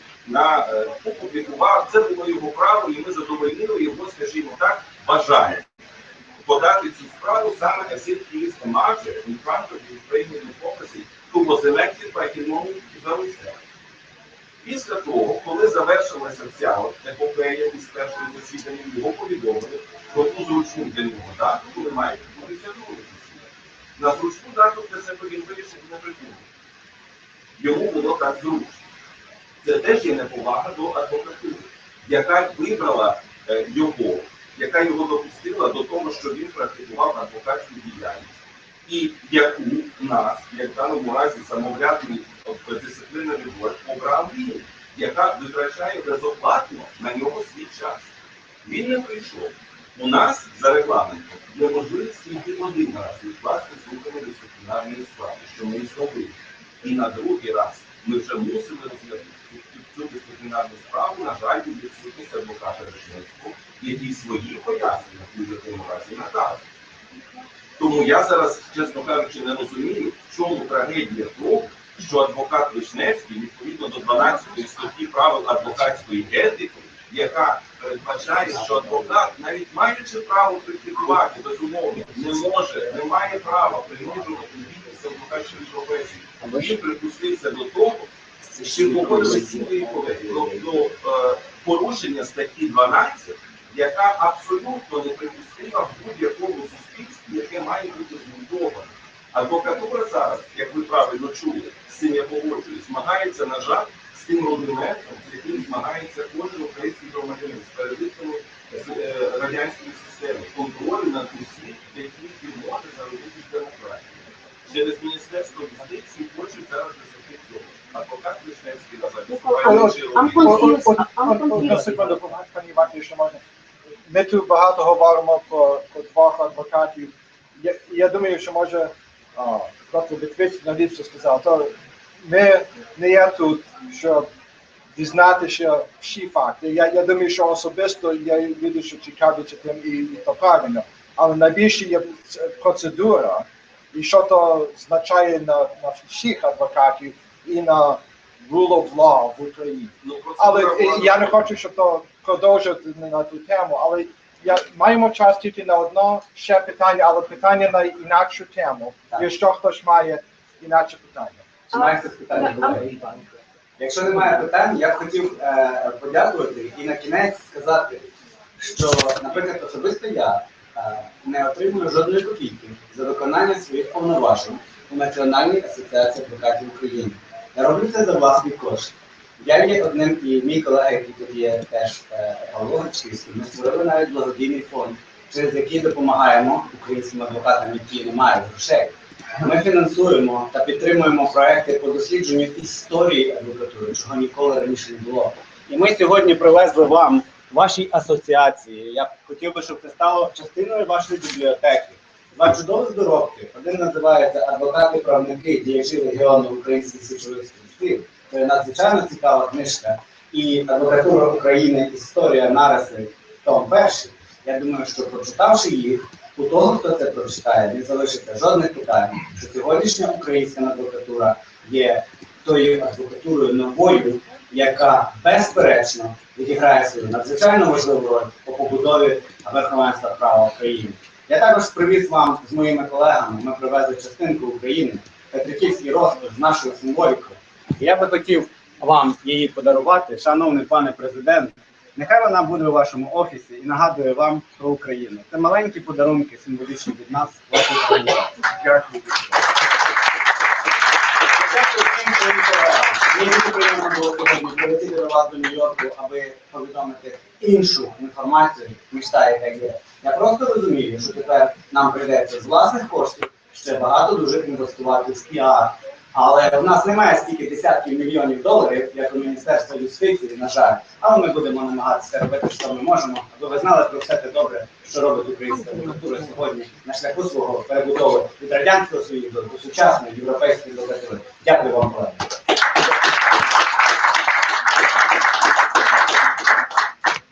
Дякую вам дуже за то. This concludes our scholarly and educational program, although you are more than welcome to engage in discussions for the rest of the day and onward. However, as most of you know, we do have a banquet this evening, so please make sure to make your way to the banquet. The banquet is being held at the Ukrainian Institute, which is different than the Ukrainian Museum for those of you who are from out of town. The Ukrainian Institute is located at number 2 East 79th Street on the corner of 5th Avenue, so it's right on the edge of Central Park there. The reception and cocktail hour starts at 6:30 and lasts for an hour, and then we'll have dinner beginning at 7:30. So, по-українськи маємо бенкет ще сьогодні. Дякую всім, що приїхали на цю наукову частину нашої програми. Той бенкет буде в Українському інституті, що є інакше від Українського музею, де були вчора. Інститут є число 2 на 79-й вулиці, 79th Street, на рожі 5-ї вулиці, коло Central Park. Починаємо коктейли в 6:30. Вечеря почнеться в 7:30. Будемо бачити вас сьогодні ввечері. Дякую дуже за всі, що приїхали, спеціально ті, що приїхали здалека. Дякую дуже.